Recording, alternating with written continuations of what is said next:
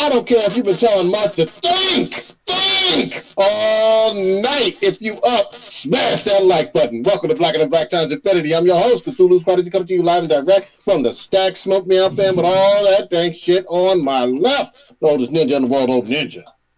So this week, I found out you can be an ashy weeb. Damn it. On my far right, engineered on the ones and twos, Chuck up your flaunt of 3 support. A blog is not a social media platform. Oh. Last but not least, we got your boy Blue.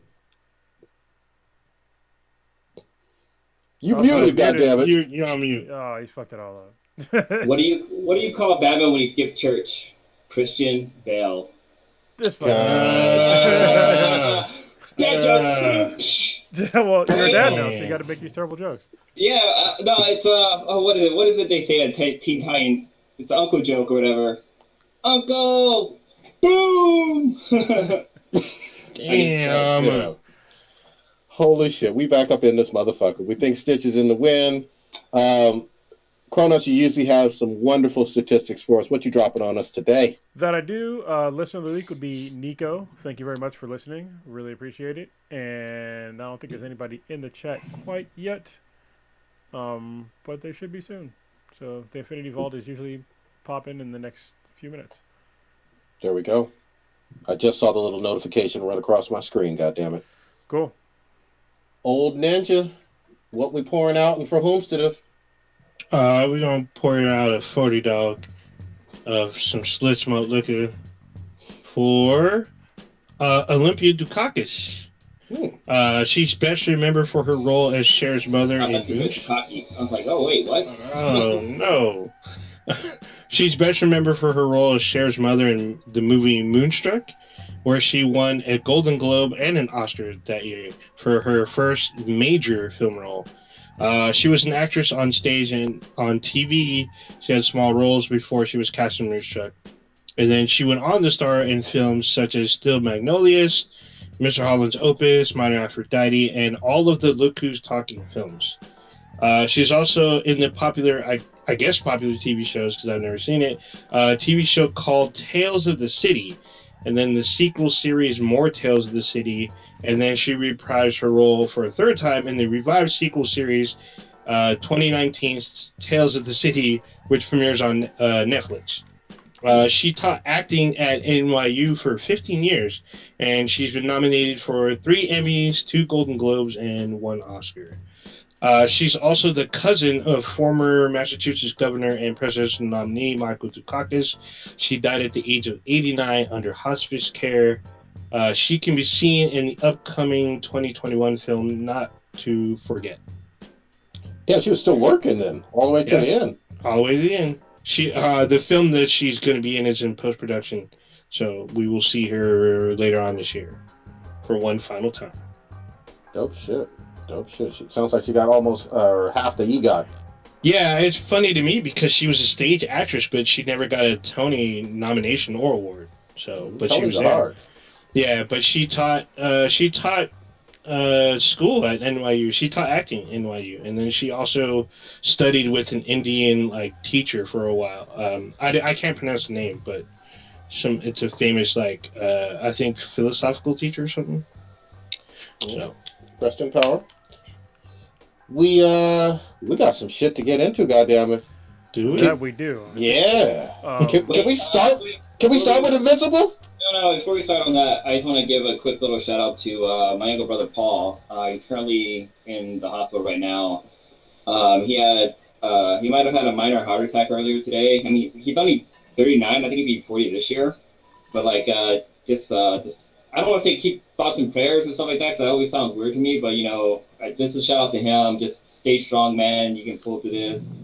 You're stronger than you think, and you'll bounce back, my little man, my little brother. So just a quick shout out to him. So I don't want to be like a Debbie Downer, and I didn't want to throw it in there with the RIP, because I don't want that for him. Or well, and he's alive, so he's he's definitely alive. so. Yeah, he's definitely alive. So it was weird. I didn't know how could I time this in there, but yeah, shout out to Paul.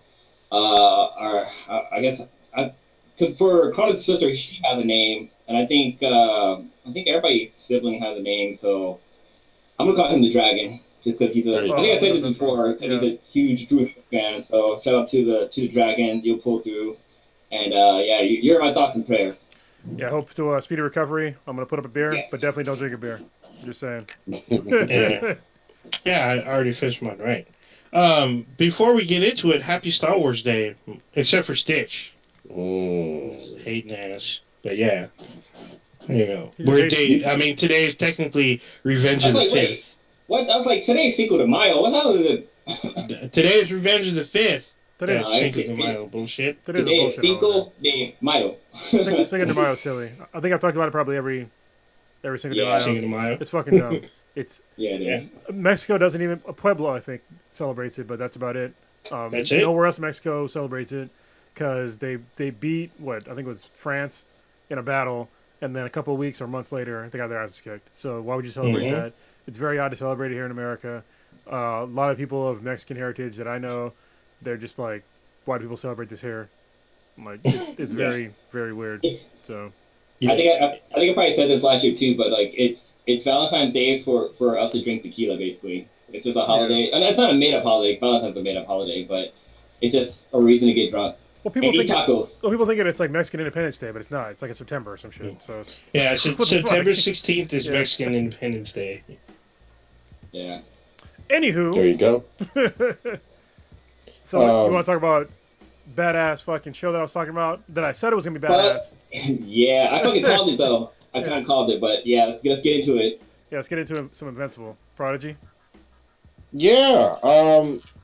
I already like this show quite a bit. Like, I fucking said I was going to catch up last week, and god damn it, I fucking caught up. I saw all the way through the finale. This was, this is a Golden Eggplant nominee right now, already, in terms of new show, animated show, comic book show. You can put it in a whole bunch of fucking categories, and right now, for me, it's a clear leader.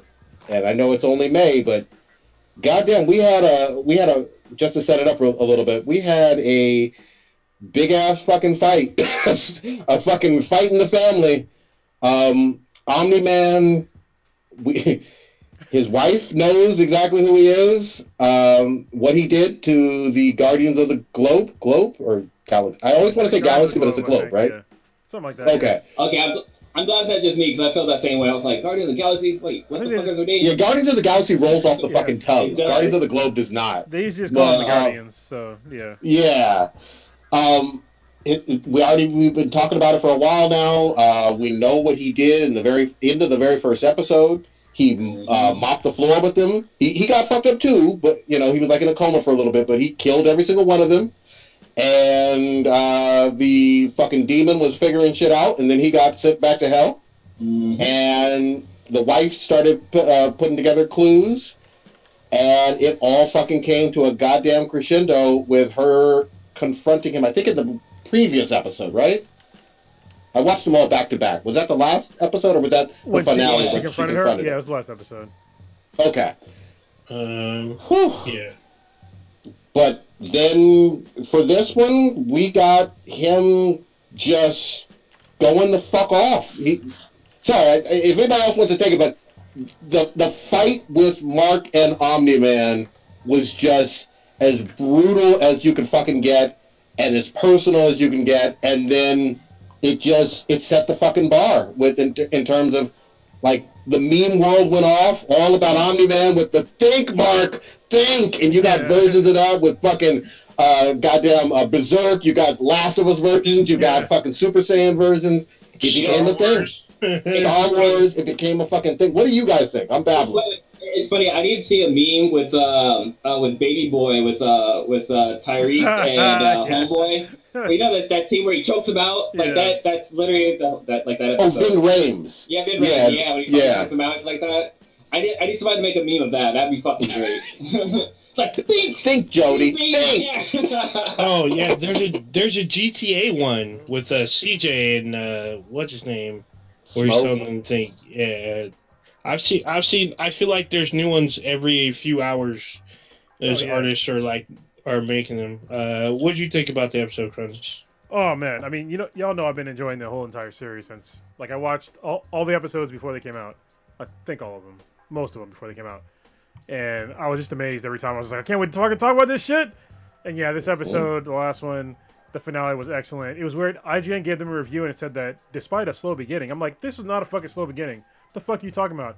The end of the first episode. I mean, yeah, the first episode, in like, the very beginning, it was like kind of a normal show, but I wouldn't say it was slow.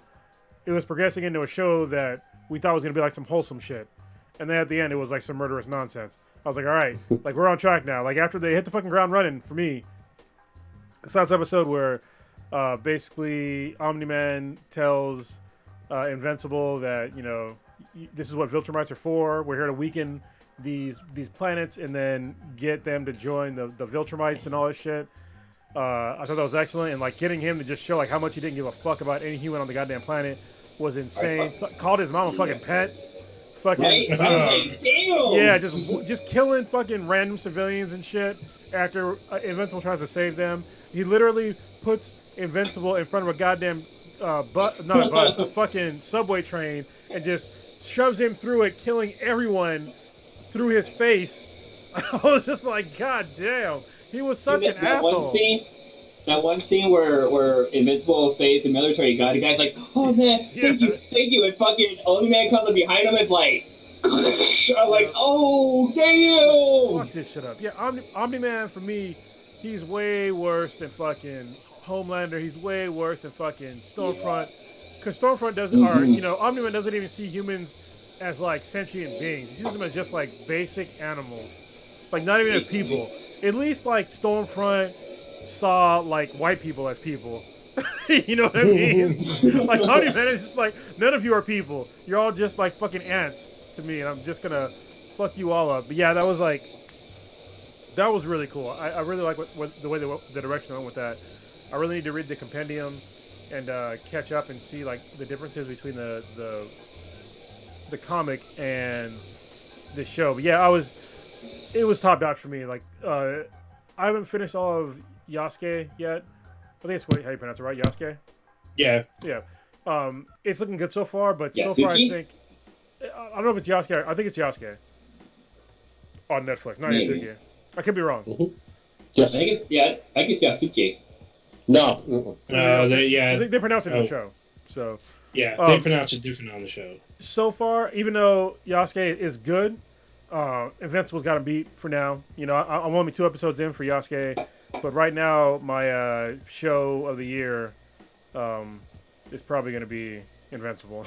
Like seriously, for Golden Eggplant. But it's early, so actually, I can't even say that because we had anime and shit like that. Like, I mean, Attack on Titan was pretty. You know what? Invincible, I think beat that too. Yeah. Anyway, what did you think, Ninja? Go ahead. Yeah, I mean, not to beat the dead horse, but I mean, the fact that he whooped his own son's ass across the planet. Like, they went to different exotic locales where he whooped his ass. Like, you're talking Mount Everest, like, in like, New York subway system, in, like fucking, Smallville fucking shit. Like, across the planet, he was whooping his ass. He knocked teeth out of his own son's face. Like, that was just crazy. And then he was just like, well, you're either with me or you're against me. And if you're against me, I'm going to fuck you up. I don't care if you're my son. I can make another one. I was like, God dang. And then, like, he said, like, I can burn this whole planet down. Like, he solo. He could just solo the whole planet. He's already soloed the Guardians. He soloed the planet, too. Yeah, he has soloed the planet, which we've seen, but, like, the current Guardians of the Globe are literally watching him just tear apart, like, his own son and part of the planet. And the Immortal. And the Immortal. Oh, yeah, the Immortal came back. God. That's like, that shit, it almost made me think of Vegeta, like how Vegeta thinks he's a badass, and he goes running into a fucking scene, thinking he's about to do fucking damage, to get his ass fucking whooped. Like, basically what happened with Immortal, or whatever his name is. He got his licks in, but yeah, he got his ass whooped again.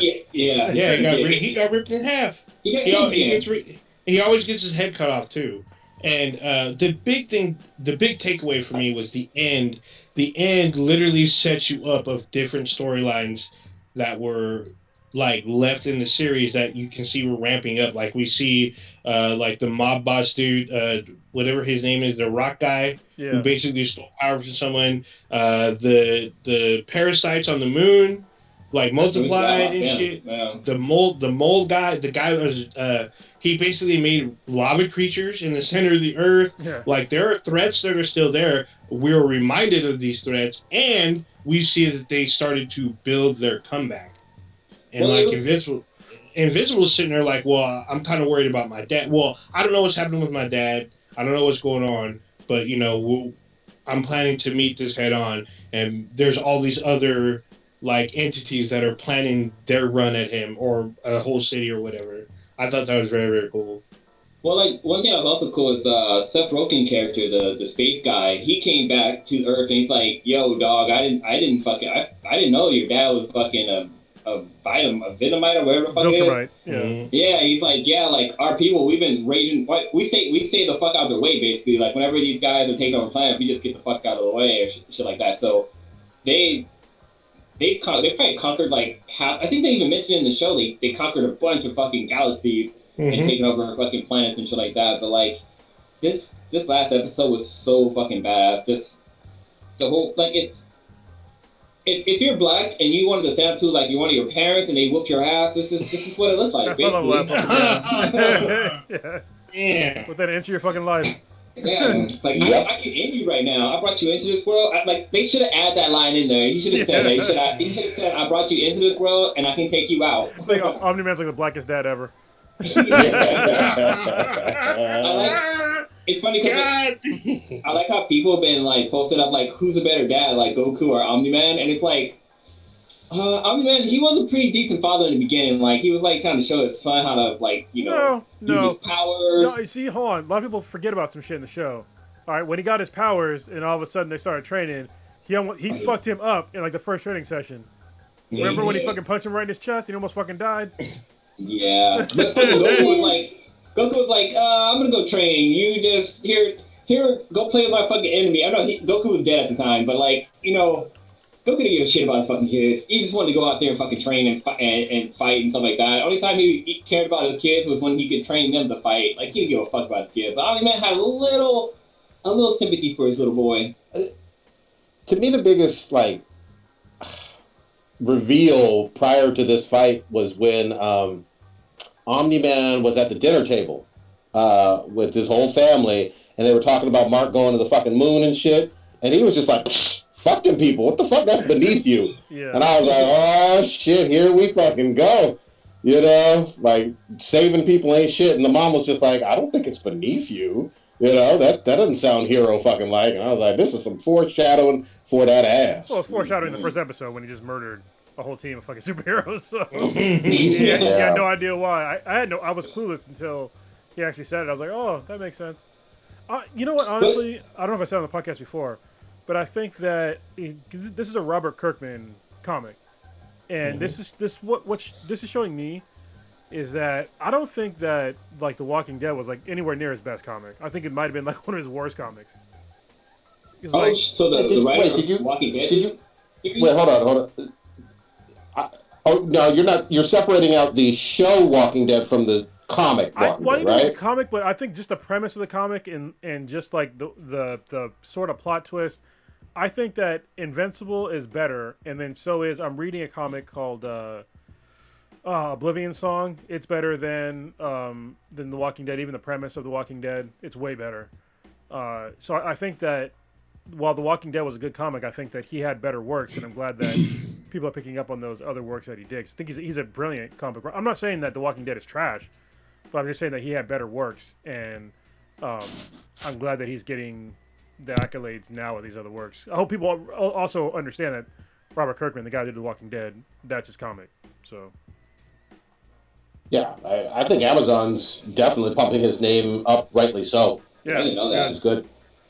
But I love that Amazon is taking these fucking superhero they're taking a superhero stereotype and just flipping that shit on his fucking head. Like we got fucking superhero killing people. We got fucking fucking like that last episode of Boys where Homelander's sitting on top of a fucking skyscraper jacking off into the fucking people. Like, damn, like what kind of fucking shit is that? Like, I love the rated R or MATV ratings that they have for these shows. It just brings a new breath of life into like these superhero comics. Like, it's not just that super Boy Scout like Superman, Batman type hero. Like, there's some fucking anti-heroes out there, which is kind of fucking cool. Yeah, seriously flawed heroes. And, even though Amazon, I guess they dropped the Lord of the Rings show.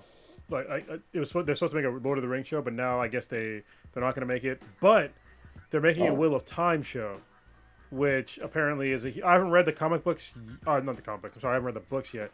But I'm going to because I just read most of the series of Jesus Christ, the goddamn writer for the Wheel of Time. One of the writers. It's by two writers. I forget the guy's fucking name right now. Brandon Sanderson, and he's a really good writer. Like, one of the best books that I ever read is called series that I read. Anyway, it's called Mistborn, and he's one of the co-writers of the Wheel of Time. And they finally dropped like a teaser trailer. It's like only a couple seconds long for the Wheel of Time, and it's gonna be on Amazon. So I'm really looking forward to that coming out. So yeah, Amazon's picking up like a lot of really good, like kind of more obscure shows based upon like other literary works. So I think that's great. But you're saying Amazon dropped? It was a Lord of the Rings series? Yeah, they were supposed to make a Lord of the Rings series, and they canceled making the series. Let me just make sure I'm correct, but I'm pretty sure I'm correct. Because I always thought that was under Warner Brothers, but maybe I'm wrong. Yeah, well, no. the I know show. Amazon was doing. Yeah, Amazon was doing a prequel Lord of the Rings show, but I haven't heard anything about it until just right now. Well, in a while, I should say. If not HBO, I really hope Amazon fucking pick up Luther Strode. I want to see that as a fucking animated that did series, get picked up by somebody, but I forget who. Oh no, it's still gonna. Okay, I guess they're still making it. It's gonna come out this year. Lord of the Rings. Okay, I was tripping. Yeah, Luther Strode did get picked up by somebody. I gotta look that up. See who's making that shit. Now, what was this? I know we talked about Omni-Man. We talked about Mark getting his fucking ass whooped and still surviving just barely. What was this other stuff like in terms of the other side characters? Did you like Eve? Did you? What about the subplot with the I guess his other friends or his girlfriend Amber? Fuck Amber. I'm just saying. Fuck her. What's wrong with Amber? Let's do this. The fact that she knew that he was a fucking superhero and still gave him shit. I'm like, come on, bitch. And yes, I say bitch in the most degrading way possible. Like, you knew he had some shit going on, literally saving lives, and you're like, oh, you didn't tell me. Fuck you. Then all of a sudden, he gets hurt, and let's hook up again. Fuck that. He needs to leave her ass. Fuck that. Yeah. That's some trifling ass shit right there. The fact that he didn't tell you that he's a superhero, that's a serious secret, is off saving lives, and you knew about it. You just mad because he didn't tell you. The fuck out of here. Dude. I'll give it credit. Oh, go ahead. That superhero rule number one, like 101, like, you protect your loved one. So obviously he fucking loved her, so he didn't share his secret identity with her. I'll give her credit though. One of the tropes has always been like with Mary Jane and Lois Lane and all the other stuff. Like, they usually don't fucking figure shit out. And she said, yeah, I knew that shit a while ago, but like you kept flaking on me. Yeah, I mean, but also it also seemed very. These guys are high school students. You know what I mean? It also seemed very high school fucking petty. Hey, fuck you. I figured this out, and you should have told me, and therefore we're still broken up. That seemed such a high school move. When Mark left the house, did he take his fucking moon rock with him? Can't remember if he did or not, because that would be a fucking pip-ass move, like, don't take my fucking moon rock back. I would have. Fucking tripping ass. No, I think he left it. Hey, I think he made sure that she kept it. Yeah, he left it on the windowsill. But the scene where Omni-Man comes to Mark's friend's car, it's like, hey, where's Mark? Have you heard from him? Have you talked to him? I was like, damn, this dude's about to get fucking murdered, and I think he fucking knows it. But the fact that Omni-Man left him alone, I was like, ooh, that boy better be counting his fucking blessings. He came this close. That's like how you feel when you get pulled over by a cop and you're black. I'm just saying. Real. Say the wrong thing, make the wrong move, and boom. No fucking lies given. Yeah, man. This was great. I did hear Amazon saying that they've already confirmed renewal for 2 more seasons at least. Oh, yeah. So that's great. Well, you know what's really interesting is that J.K. Simmons as the voice of Omni-Man just fucking works. Omni-Man, even in the comics, his character kind of looks like J.J. Jonathan, but I think if they ever were to make a live action version of this, J.J. Simmons have to play this fucking role, hands fucking down. I can't see. I mean, I see people posting up dude from Park and Rex playing him, but I'm like, nah. It's got to be J.K. Simmons. The guy is just he's got the voice, he's got the skills. Even watching the movie where he plays the drummer teacher, him being a fucking asshole, he can easily do that, hands down. He's got to get into shape, which would be kind of hard for his age. Yeah, he's pretty. Dude. He's up there in age. Yeah, but he got ripped for the role of Alfred? Oh no, Commissioner Gordon. Yeah, he did. He did. I was surprised. I mean, roids can do a lot. That is CGI. Oh no, he was he was in shape. He put in the work. Yeah. Yeah, there's also suits. I mean, they built a suit for Zachary Levi, so Yeah, they did. Well, They did. since we're still talking about Invincible, the whole ending, with the whole scene where Omni-Man is just yelling at Invincible, saying hey, look, why'd you make me fucking do this? You wanted this ass whooping, I have to give it to you, blah blah. But he has that little touch of humanity in him where he ends up flying off, but when he comes back, it's gonna be fucking hell to pay. I don't know if he's gonna come back by himself, if he's gonna come back with other people, if there's gonna be a fucking alliance. It's gonna be fucking insane. I've been reading some stuff about basically Omni-Man is nowhere near the strongest Viltrumite. So yeah. You know what I'm curious about, and it was kind of a subplot from 3 episodes ago, but that fucking Battle Cat, that thing was strong as fuck. That nearly killed Mark his damn self. I want him to fight Omni-Man. Yeah. Yeah, that'd be dope. I mean, we see him at the end of the episode, fucking up more people, so yeah, we'll see. But I really think Omni-Man fucking set that shit up. I think Omni-Man went up to him and was like, hey, look, I want you to fuck up my kid. He probably told him oh yeah, you're gonna have a giant challenge and this and that. It's almost it kind of made me think of God, what's the guy's name?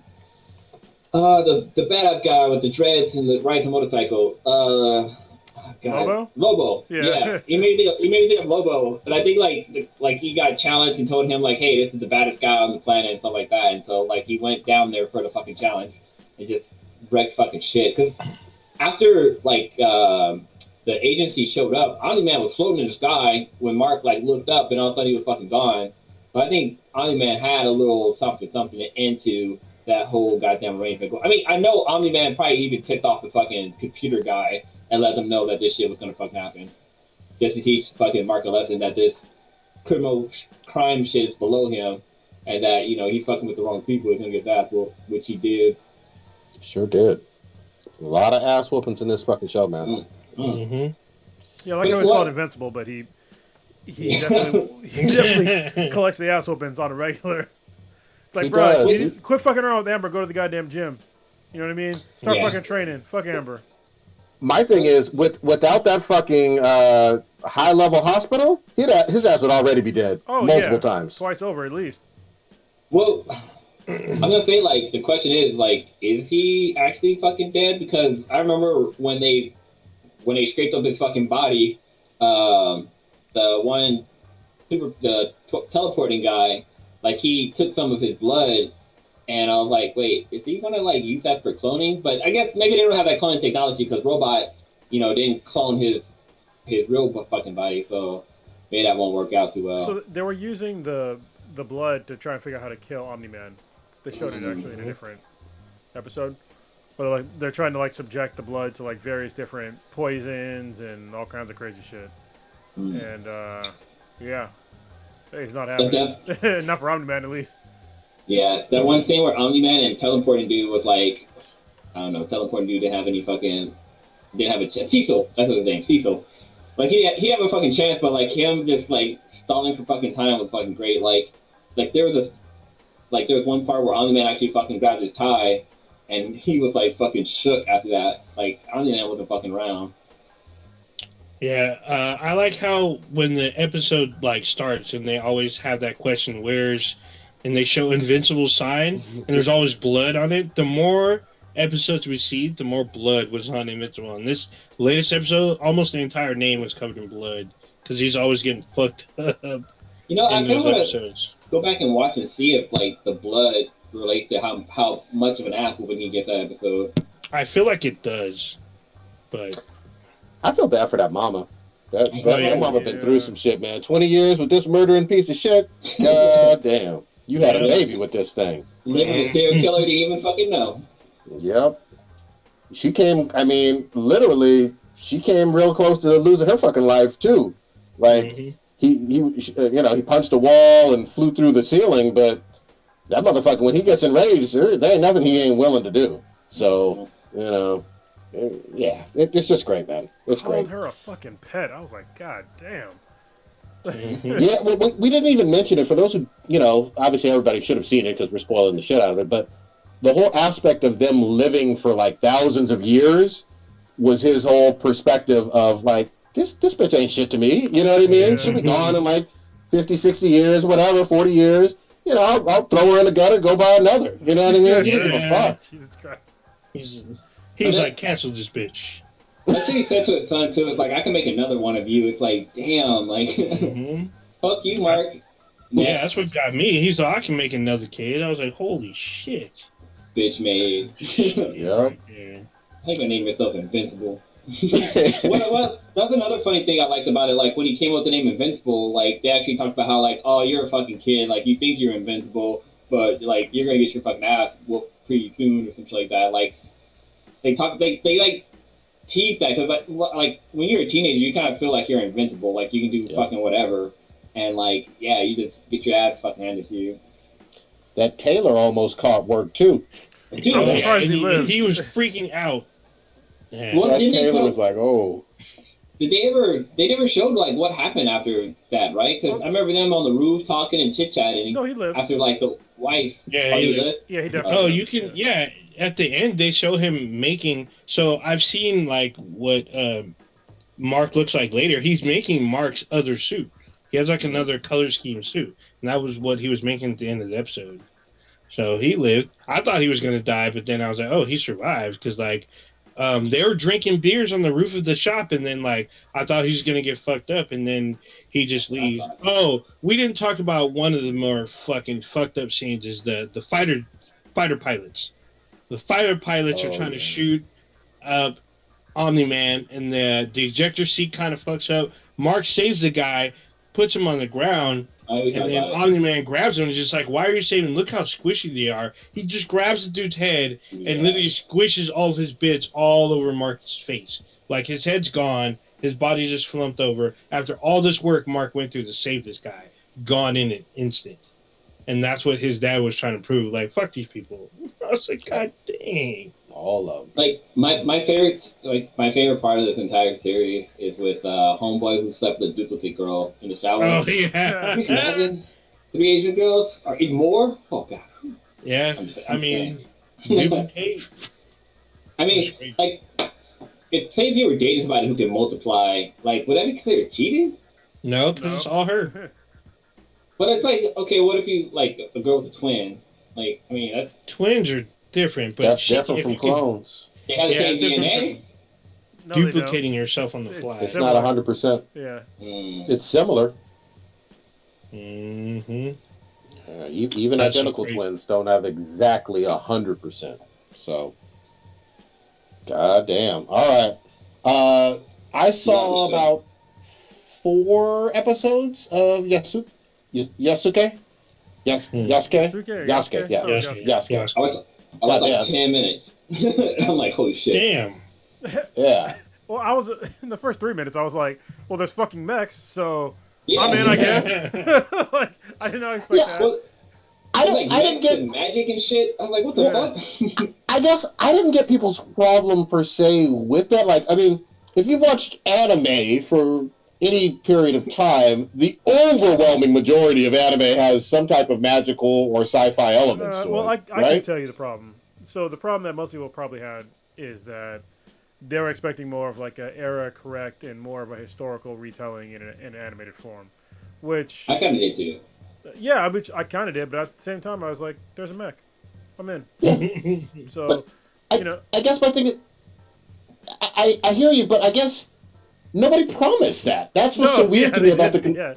Yeah, that's a good point. Like, nobody told you that it was going to be a literally straight shot of this happened, and that's exactly what's going to be in the anime from Japanese history books. Like, for the most part, anime will take a little bit of true history sometimes, and then the director's going to put their fucking spin on it, and it's going to have some magical sci-fi shit in there. I mean, here's the thing too. Go ahead. Go ahead.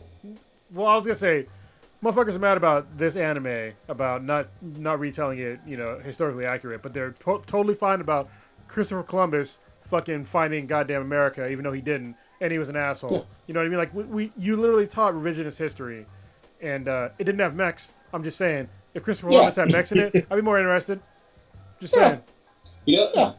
It like I remember watching what was it, Batman Ninja in the fucking at San Diego Comic Con, and when fucking Batman broke out with a fucking mech in fucking Euro Japan and shit like that. I was like, oh shit, this is getting fucking real. And when I started watching Yasuko, I thought that I was like, holy shit, like this is just fucking crazy anime. This is crazy fucking anime. That's all it fucking is. Like there's no historical shit behind this because any motherfuckers are using magic.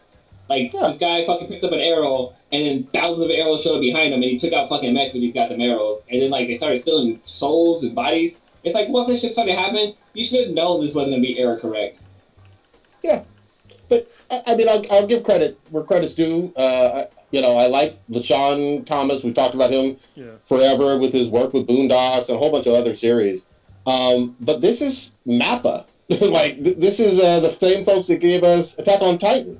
That studio, flexing. I mean, you guys can tell me if you disagree. I didn't actually see like flaws in terms of the actual art. I liked the art. I thought the art was cool and some of the action. Haven't finished it, but I thought really so far the art was cool. It doesn't look all super choppy CG bullshitty. Yeah, no, it's true. I mean, I thoroughly enjoyed the art style and the animation in general and the action scenes. It was top notch. So yeah.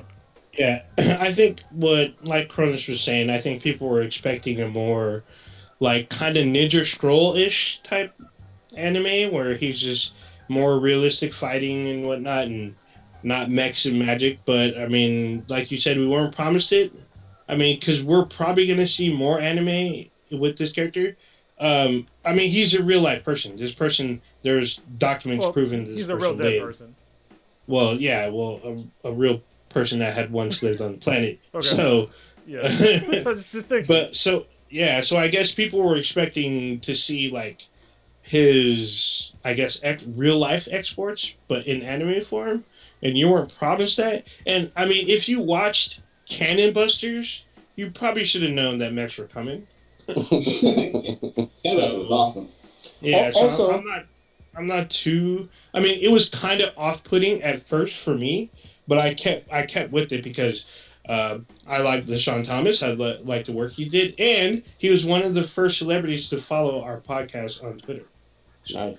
But in terms of the real person and whatnot, I mean, I don't think that there's an interesting story, but I don't know if it's a full anime series per se with just historical facts in it.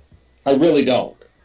I understand the whole he went from a slave to a samurai and whatnot, and that's incredible, but I don't know if that's a whole series. Just sticking to historical truth. I don't know. But yeah, I don't know. Because he lived, I mean, he served under his shogun. I think he was a shogun. But he served under him for like at least 2 decades. So yeah. Yeah, all I gotta say, as long as they didn't title this The Last Black Samurai like they did with fucking Tom Cruise being the last fucking samurai. Last Samurai? That shit was fucking ridiculous. Like, yeah. he went from being an an enemy of these people to being their fucking goddamn hero. Like, yeah, get out of here with that bullshit. The other thing is, I mean, who didn't love Afro Samurai back in the 2000s? Yeah, right?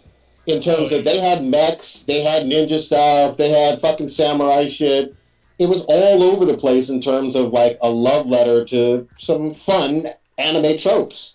I mean, The Black Swordsman. We all know that shit was real life shit. I think this is kind of like along the line of the stories of like Pride, Prejudice, and Zombies, or Abraham Lincoln, Vampire Hunter, or there's the other book too. There's one more book. I think he's like Monster Slayer or something. I can't remember. But like taking historical figures and having them fight like really crazy or fantastic creatures and enemies, I think kind of off-puts people. So. Sorry, you hear that noise? What's I that? heard something. You didn't hear the noise? I heard something. we got a somebody donated to us, and it's a BG. So what's going on?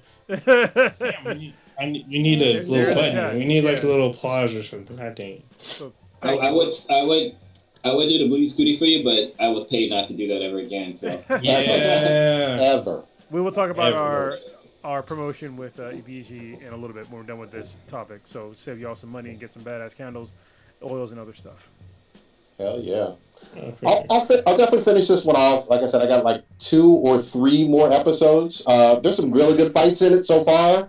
I like it. I don't over the top love it, but I haven't finished it quite yet. So, I'm not saying I give it like a 10 out of 10 quite yet or anything close to that yet, but I'm saying I'm like 7/7 so far with 3 episodes to go, which is compelling enough to keep watching for me. Yeah, I'm where Cronus is. I'm only 2 episodes in. I literally watched 2 episodes just for the podcast. There you go. So we'll continue it for with next week, I guess, once everybody's finished off on it, because it's only 6 episodes. Oh wow, is that short? Yep. Yeah, it's pretty short. Holy crap, that's very very short. I mean, that's like a lot of the shows on Netflix are at least like 8, 9. I guess they not necessarily, because Castlevania is only 6 episodes. At least season 1. Yeah. It actually started with 4 for season 1 for Castlevania. 4 for I season remember 1, that. and then it went up. Or no, it might have been 3 for season 1 actually. 3, maybe 4, and then season I think 2 and 6 or 2 and 3 are only 6 episodes. So Yeah, but we're getting that final season for Castlevania, which I know we'll talk about later, but that's coming. The previews are dope. Before you switch gears, since we're talking about anime and stuff on Netflix, there's actually a Chinese anime on Netflix that I just watched yesterday. It's a continuation of something they had last year. I'm trying to look up the name. I can't fucking remember the name off the top of my head. I know what you're talking about, because Netflix paid a lot of money for that movie. Yeah. So do you know the name? I'm trying to think of the name, but I can't think of the name of it. So I think it's pronounced Neza. It's Nezha, I believe.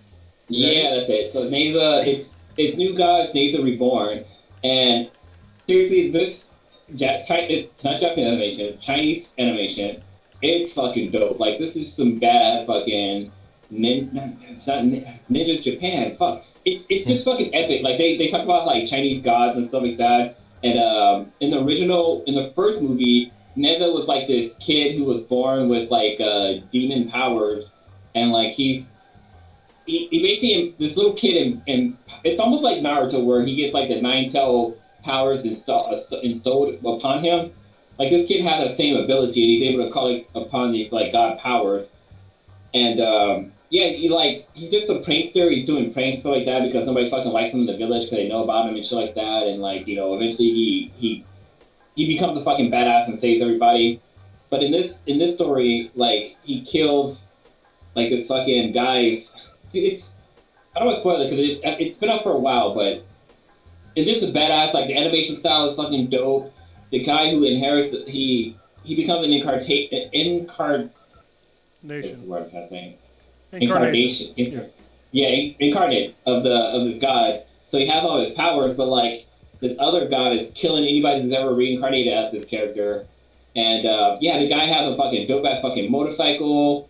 The villain has this fucking dope ass Dragon King. I posted this in the chat. It's fucking like metal, black and gold fucking dragon that he fucking has.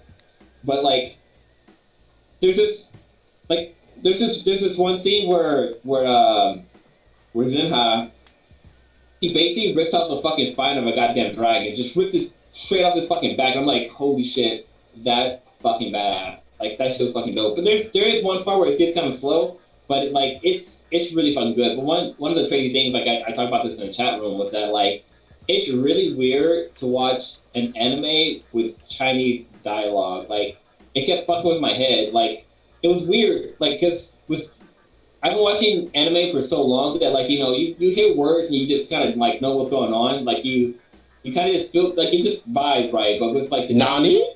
Yeah, like Nani. Took this guy. Okasa. Itai. But no, like Senpai. yeah, senpai, sensei. But it was kind of weird. Like I actually had to turn off I had to watch it in dub. I couldn't do the subtitles. It was just weird to me. But overall, I give this anime probably like a 9. Wow. The previous one probably was an 8. But what's kind of cool, that end credit scene, that fucking end credits, and like they have something else coming out later on this year, but they also have other shit coming out in like 2022. So like they have their own fucking universe that they're building up, which is kind of fucking dope. Yeah, I recommend anybody who have Netflix to check out this show. One more time. What was that name, Blue? Because I want to watch it. It's called Niza. It's Nevha. There's 2 of them on Netflix right now. The first one, it's about a little kid. The other one's about actually. The other one had fucking gangsters, like fucking Chinese fucking gangsters and shit. Like there's like fucking mafias and shit. So they get down with that fucking shit. It's kind of cool. But yeah, definitely fucking check it out. It's fucking dope. If you're looking it's on Netflix, right? Yeah, it's on Netflix. You have to look up New Gods Nezha Reborn is the full name of the series. But if you look up Nezha, you can watch the first movie, and you see the first movie. It's called Nezha, but then the second one is called New Gods Nezha Reborn. Okay. Can I mention one more quick thing about Yasuke? It's always gonna fuck me up in terms of trying to say it right. God damn it! I love this actor, but the English dub with Lakeith Stanfield is rough as hell. Are you watching the subtitle? I sure am. I'm watching it in true Japanese with the sub. Lakeith. You're not an anime voice actor. I'm just going to put it to you like that. You do great at movies. It seemed like he phoned it in, and almost everybody is saying the same thing about that. Now he's gonna fucking come at us. I don't give a fuck though. Yeah, I mean, props to you on everything else you've done, but not on this, man. Yeah, sorry. no, I honestly, that critique. I don't know if that's what he was going for, but it's kind of like a lazy style of voice acting. It sounds like I understand there's like some, subdued emotional tones of Yasuke in the anime, but it comes off as when he's doing it as like kind of like a lazy style of voice acting. So yeah, that's I can understand that criticism, really. Yep. Did you want to go back to EBG? Yeah. So EBG is obviously in the chat room if you are watching this live, and we have. It sounds like it would be a dope anime. That probably would be. Actually, it would be cool if we did like the whole, because it's like a twin thing. It's like two. She'll have to explain it to everybody because I don't understand the whole thing yet. But we'll have her on the podcast, her and my sister-in-law, on to break down the actual meaning of the name. So anyway. We have a 50% off sale on EBG oil and candles, and I'll bring it up right now. So if you go to EBG... 50? What's up? Yeah. 50? 15. 15. Okay, well, that's it. Okay. 50 would be... I heard 52, I was like, oh shit, 50? Yeah, 50 is way too much for a new business. Yeah. Anyway, yeah, make them succeed, all right? Not Yeah, 50, exactly. I was like, 15, 15. So I have it up on the screen right now. So it's EBG Oil and Candles, and EBG is spelled IBEJI, oils and candles.com. If you use the code V as in Victor, D as in Delta, 638, N as in November, you'll get 15% off of your order. Once again, the promo code is V as in Victor, D as in Delta, 638, N as in November, and you will get 15% off of your order for a BG oil and candles. And honestly, everything that I've gotten from them has been excellent so far. We talked about it before on the podcast. We'll keep talking about it. They make really great soaps, oils, candles, like all the stuff that I've gotten so far. I've been very happy with. I think one of the favorite things is my girlfriend got the Love Intention a couple times. It's great if you're female listening to this. You're a portion of our audience. The Love Intention candle, if they still have it in stock, I don't know. It looks dope as fuck. It smells dope as fuck. I'm a huge fan of sandalwood, which is what is like literally right next to me. Right now, if I pull this down so you guys can see, this is the sandalwood, but I'm a simple dude. Oh, you can't even see it, but this is it. Goddamn, the light's fucking with me. But yeah, and I also have lavender. So. Yeah, they do not body bombs. They do bath bombs, which is fucking dope. Yep, they do a lot, and I'm still using like body oil. I'm still using the pre-production fucking cocoa butter after I take a shower. Oh shit, I ain't doing that. Well, they have one. The new one works better than their old one, but even the old one I was happy with. But they made a new one that melts a little bit better on the skin. So definitely take care of your skin, take care of your body, stop stanking. I'm just saying, make your house smell better. Your BG's got you, and we got you. We're talking to you, you ashy weebs. And if you don't like candles, they have warmers too. So they have wax warmers as well. So should they do? I didn't even see that. They keep up in there, and they're working on some new shit. Right now, they were saying they were making some new candles in the chat. Something called Cosmic Cashmere. The fucking name sounds dope. I'm just saying. Yeah, that sounds, like I want to smell dope. It. Yeah, I just want to smell it. Hella dope. Yeah. Dude, I actually gave one of my candles away as a gift because I did too, actually. I was like, dude, this is really good, but I feel like someone else deserves to experience the magic of EBG. I didn't want to give it away either, but it was still, I still had it sealed. I was just like, dude, this is a perfect gift. Especially for the ladies out there, especially if you're into candles and stuff. Some of them they're not even all the same. Some of them have crystals and stuff, crystals and herbs in them and whatnot. Yeah. So it's super crazy. I still have my main one in the living room, which people keep trying to like steal. So I have to remind them that this is mine. Buy your own, support the business, stop trying to take my shit. I bought it for me.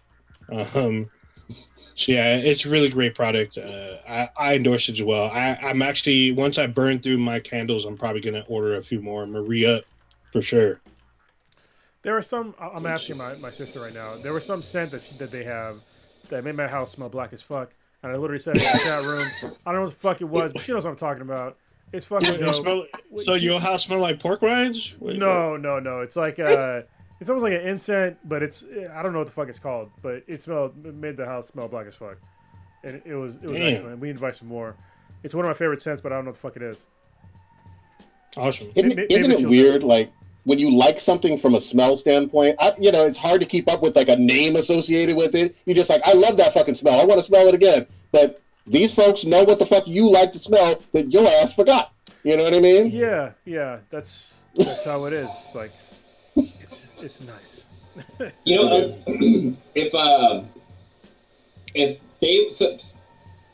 they were to make a candle that was your signature smell, what would that candle smell like? That's an Ask B then BTI question for you guys.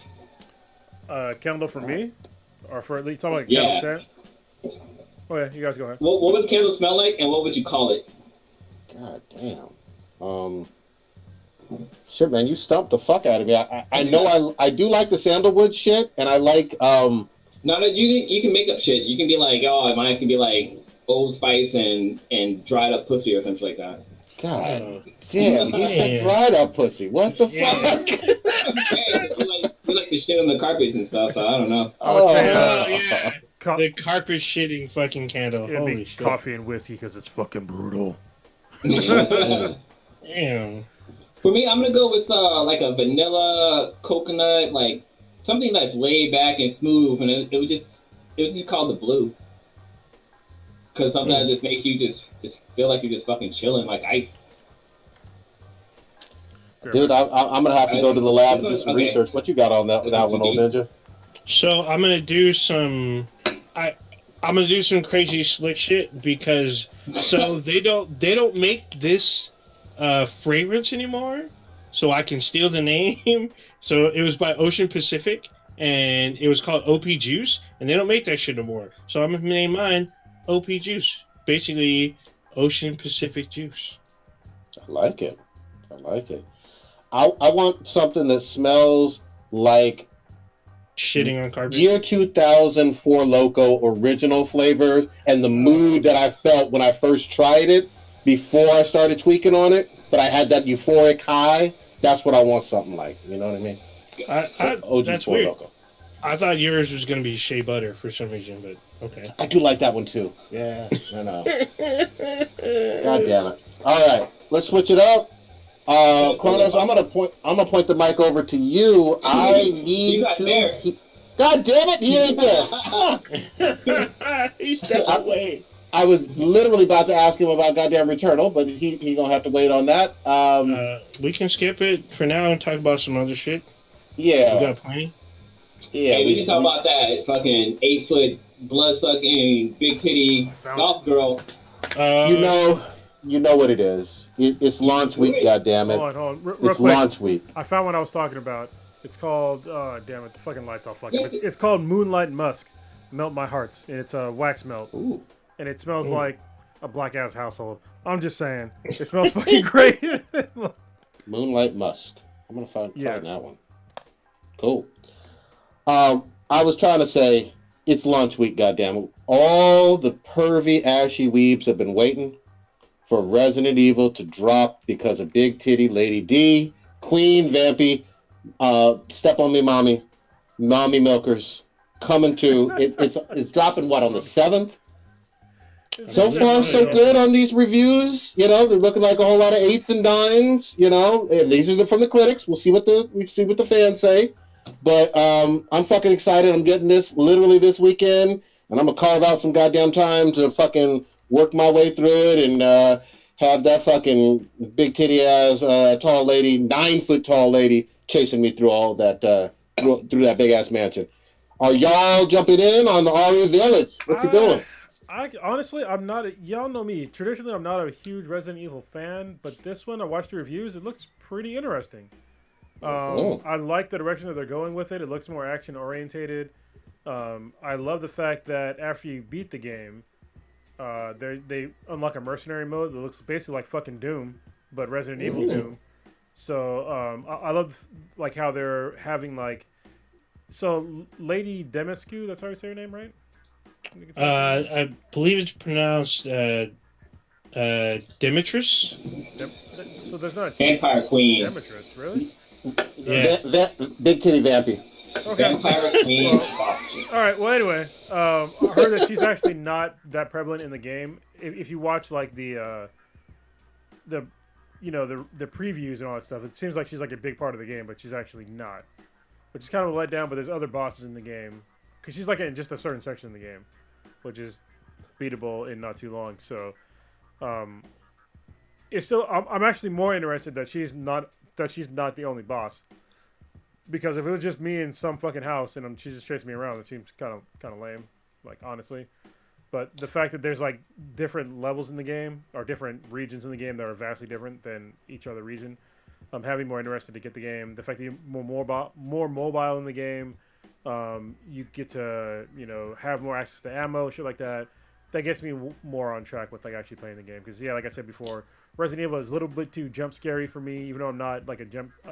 Not that they scare me, it's just fucking annoying. I don't like being like slow as fucking. Like if I'm moving slower in a game than I move in real life, that's a fucking problem. If I can't run and shoot at the same time, that's a problem because that's shit I can do in real life. So, but in this one, it seems like you can do all those things. You can move faster and do the things that you should be able to do. I'll quickly say this: the last 3 RE games, I think resolved most of the historical critiques of the games, especially even 7 was first person, and traditionally, I mean, for all the RE fans, you usually got quite a few different boss enemies. Mr. X and Nemesis. I would assume Big Titty is going to be in there about as much as those two characters. We'll see though. Yeah, I figured the same. What's weird to me, I guess they kind of stepped back with Mercenaries, because previously Mercenaries was in multiplayer mode, except for in Resident Evil 4. Resident Evil 4, it was solo, and they brought the solo version back. I guess there was also Mercenaries in Resident Evil 3, the original Resident Evil 3. But this game also comes with a multiplayer component called RE-verse. It's a 6-player. It's 6 players. It's a 6-player kind of like run around battle royale. Like, you start as a hero, and once you die, you become an infected, and then you can kill kill as many people as you can while you're infected, because you have like slightly less life, depending, unless you get one of the big creatures like the 2 versions of the Nemesis. I guess you get the Tyrant X, and then you get Nemesis. The maps are I played the demo, and the map, there's only one map, and it was really small, but I mean it's all right. I mean, it wasn't like super like engaging, but it was fun enough for multiplayer. I'm hoping they add more characters and give you bigger maps, because that would be more interesting to me. But it's definitely something to bide your time, and if you want to play with other people, you can play up to 6 people. So it's actually pretty interesting.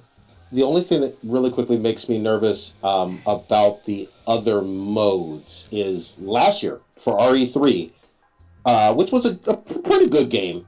They added that resistance. I put it on there for the Rotten Eggplant nominee for bad video games, because that mode was just fucking trash. And I'm a RE fan.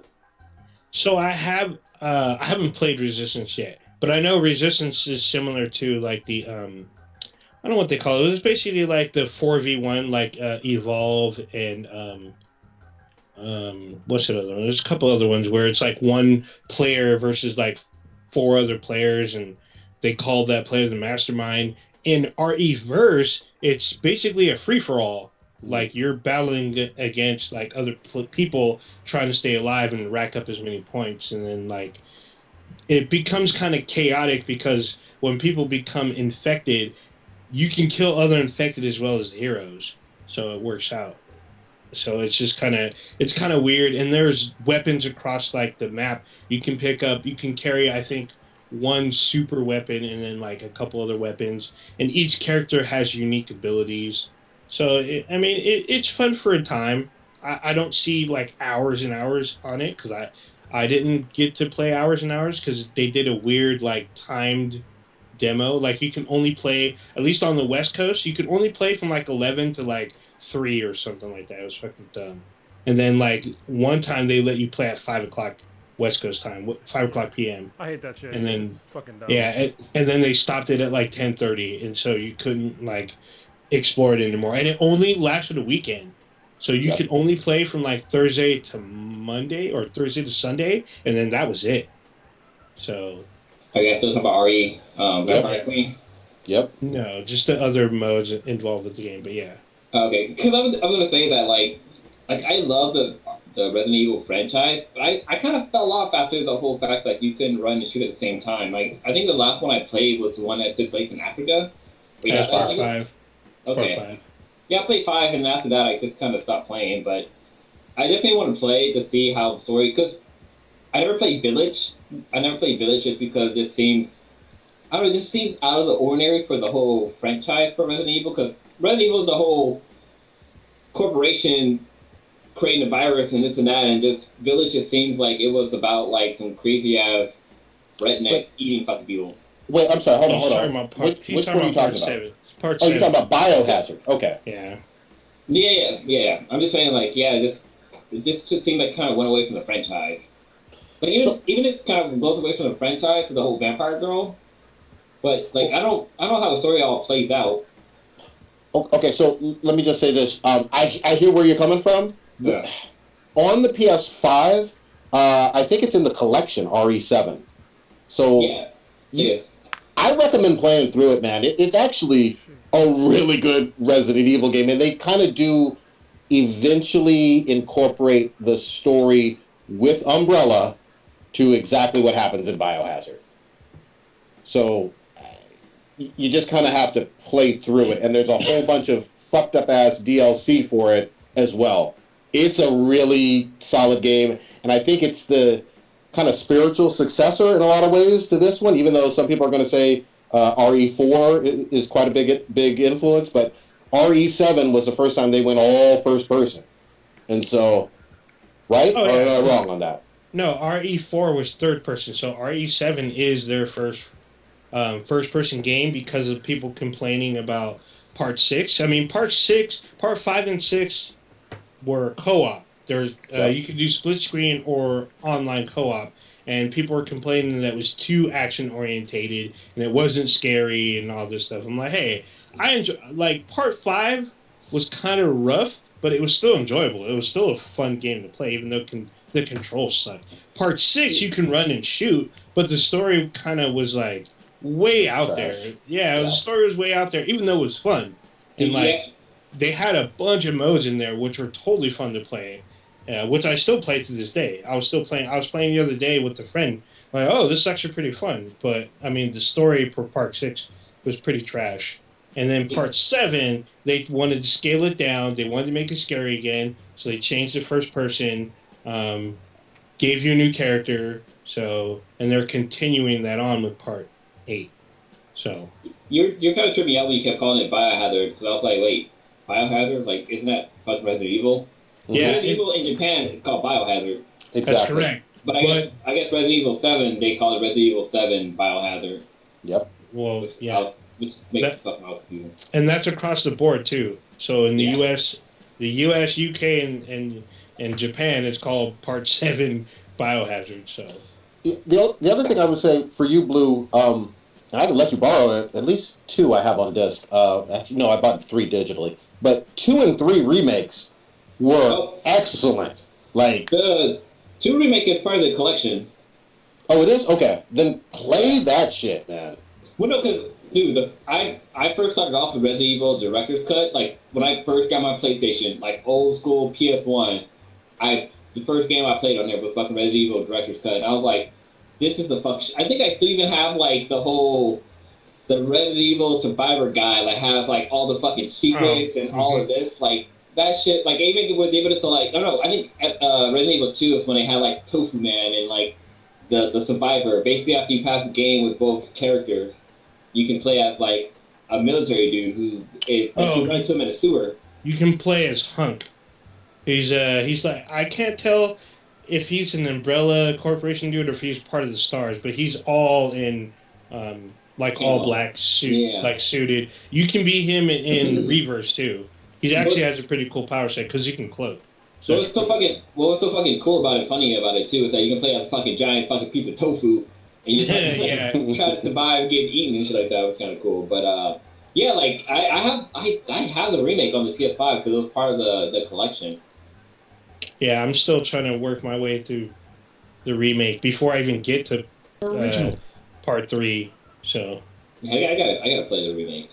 3 is short. Technically, 2 is pretty short. All of them don't take a crazy amount of time. I think 7 out of the last 3 games, 7 was probably the longest, but it was fucking scary as shit. So I took a lot of fucking breaks. You know what I mean?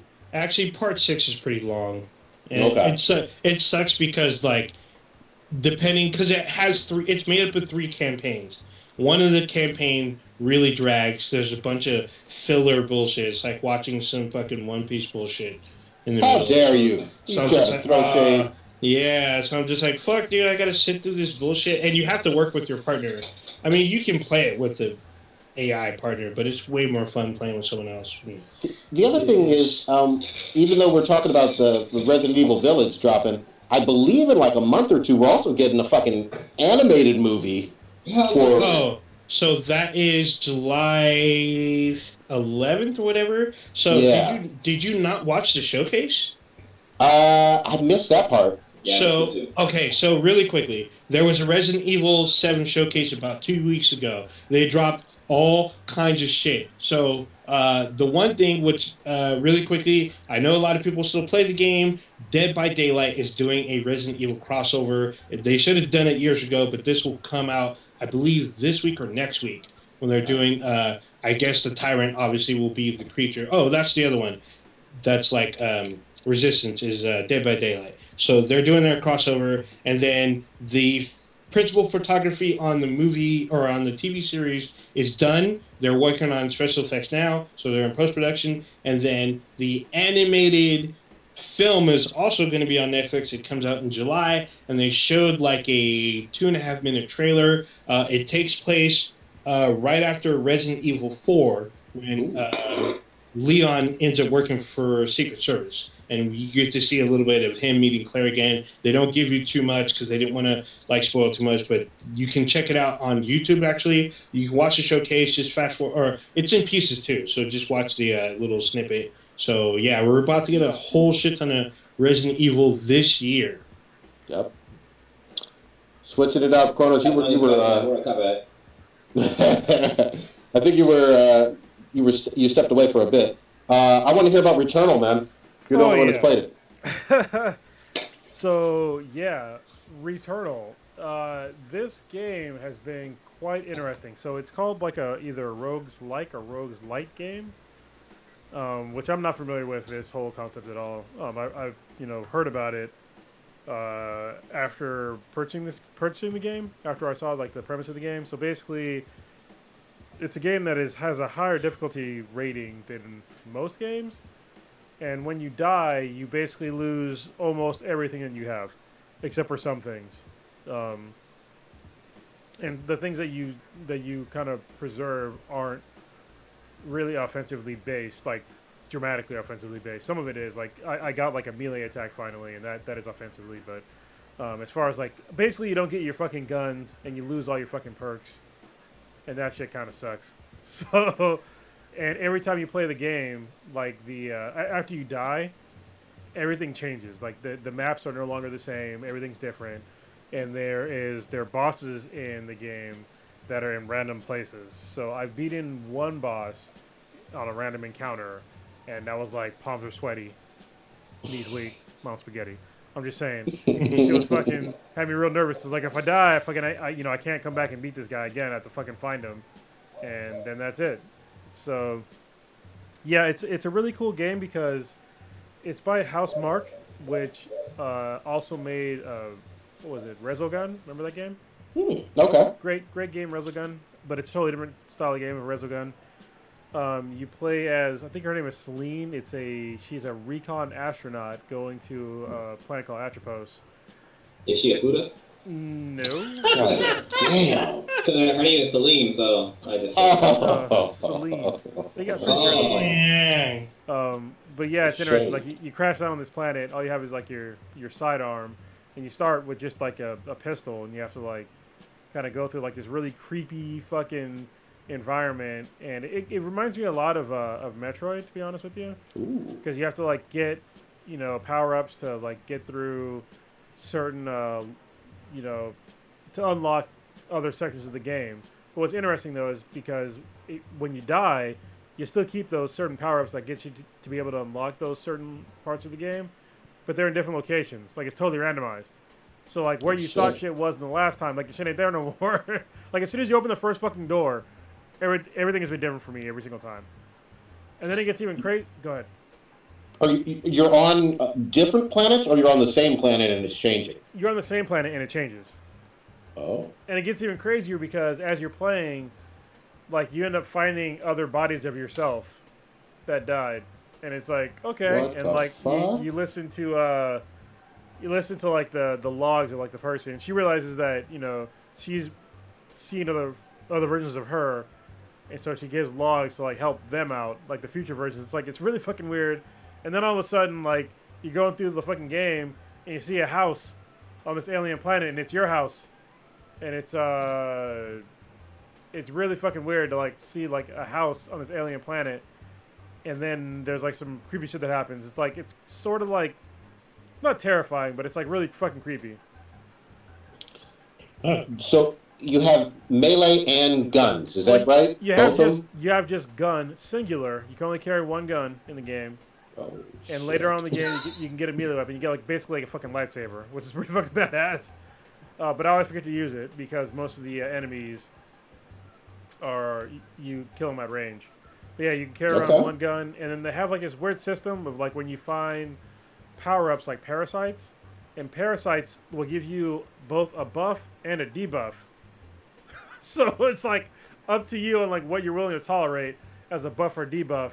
And then there's also like these chests and other things that you could find that have what's called malignancy on them. And so if you happen to get them, you pick up like this. It'll be like a crazy high level item, but it'll fucking debuff the shit out of you. So and if you don't fix like the debuff, like it could, I think it can kill you. Like I never picked too many of them. So. And you have to like do certain things to like get rid of the debuff, and some of them like you don't know what they're gonna be until you pick it up, so it's like a huge gamble. This planet sounds fucking awful. Yeah, it's really fucking awful, but it's a lot of fun because it's cool to be like, first of all, like Celine is like, I think her name is Celine, but she's like crazy mobile in the game from the get go. Like when you start running, you fucking move, and you can jump and dash and shit like that, and even the basic pistol, you can do like a decent amount of damage with, especially when you get the alternate fire perk, which is sticky. It stays with you even when you die, and it applies to all weapons. They all have alternate fires. And what's cool is that they do a really good job with the DualSense controller, on which I'm going to hold up, because they're actually one of the few games that actually use it to like kind of like its more fuller potential. When you first land on the planet, like you land and like you crash land on the planet, and you're looking up out of like her visor, and if you're getting rained on, you can feel the individual raindrops in the controller. God damn. I was like, bruh, what the fuck? And so like once you unlock, go ahead. I was gonna say that's like there with the PS4.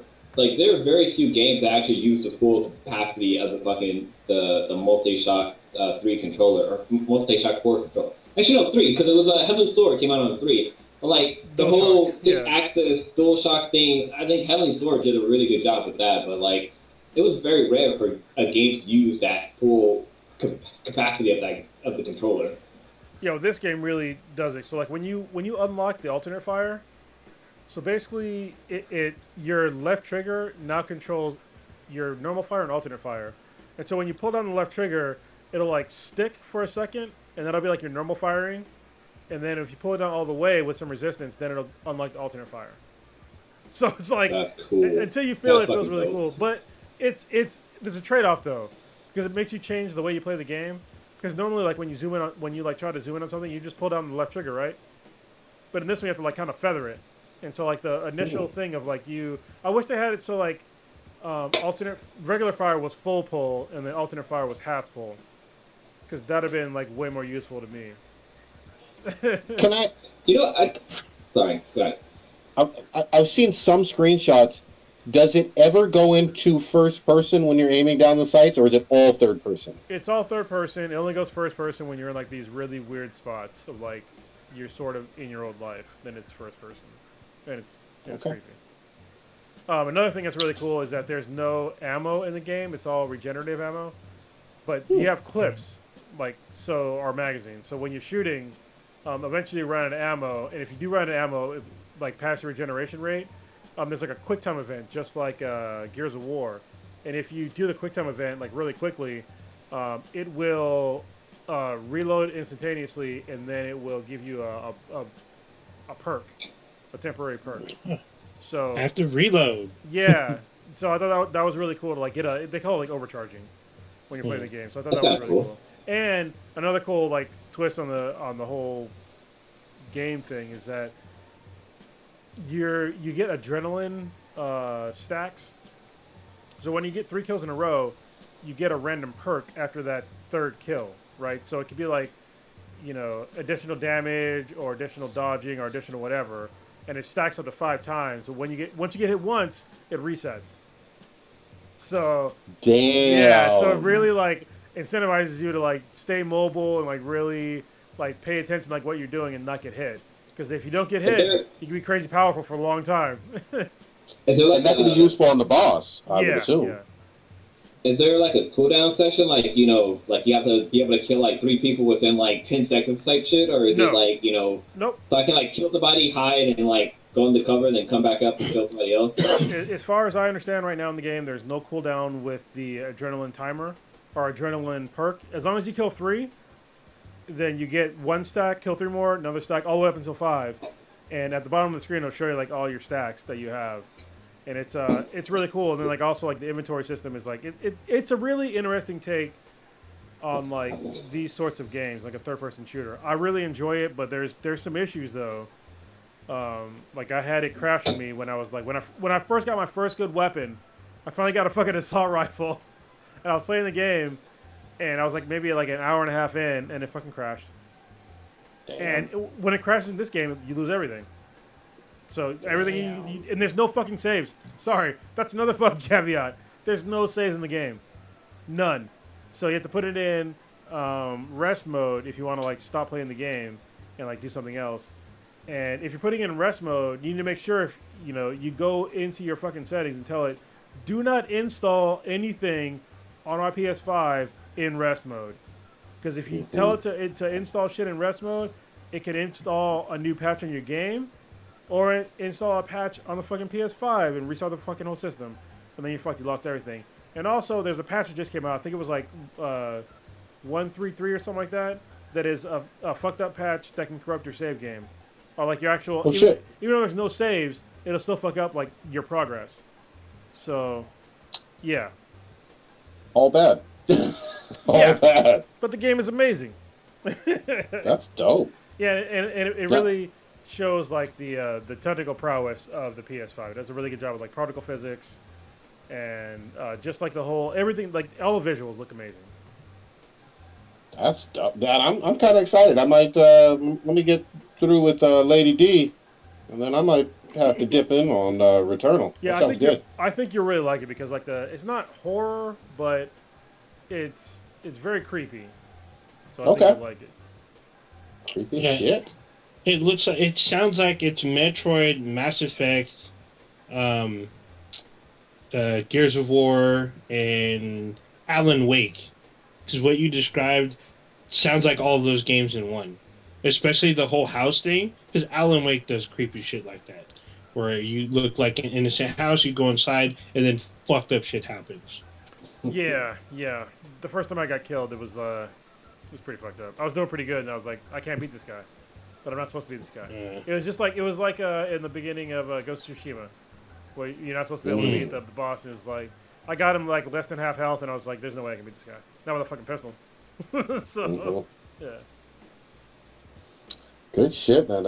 I like that. So far, so good on that. Keep grinding. I want to continue to hear those reviews as you get a little further in it, Yes, even though you have to restart. It's definitely better than Outriders. Okay, So- there you go. There. You know, everybody's gonna be honest on here, especially on gaming reviews. Should we switch it up a little bit? I think some of us have seen this one. Stitch got offline. Stitch got me to try this Kim's Convenience Oh, yeah. sitcom, all about a Korean immigrant family over in Toronto. And I believe this has the actor who's going to be, I still pronounce it Shang-Chi, but I heard that that's wrong. Shang-Chi, the Marvel character. No, Oh, that is him, isn't it? right? I think that's him. Yeah, Shang-Chi. I thought Yeah. it looked familiar. I was like, that looks like the guy that I've seen before. Yeah, okay. Yeah. He's pretty yoked. You've seen this one, right, too? You've seen a few? I've seen 2, maybe 3. I think Okay. just 2, but yeah, the first one was fucking hilarious too with the whole his gaydar thing. I love what I saw so far. I'm really looking forward to seeing more. I think it's just cool to see Asian families being shown in this light. It's just them having a sitcom is really cool. So yeah, there's no laugh track because I don't like laugh tracks. So thank you for not having a fucking laugh track because I don't like being told when to laugh. You know what I mean? If it's funny to me, then I will laugh on my own.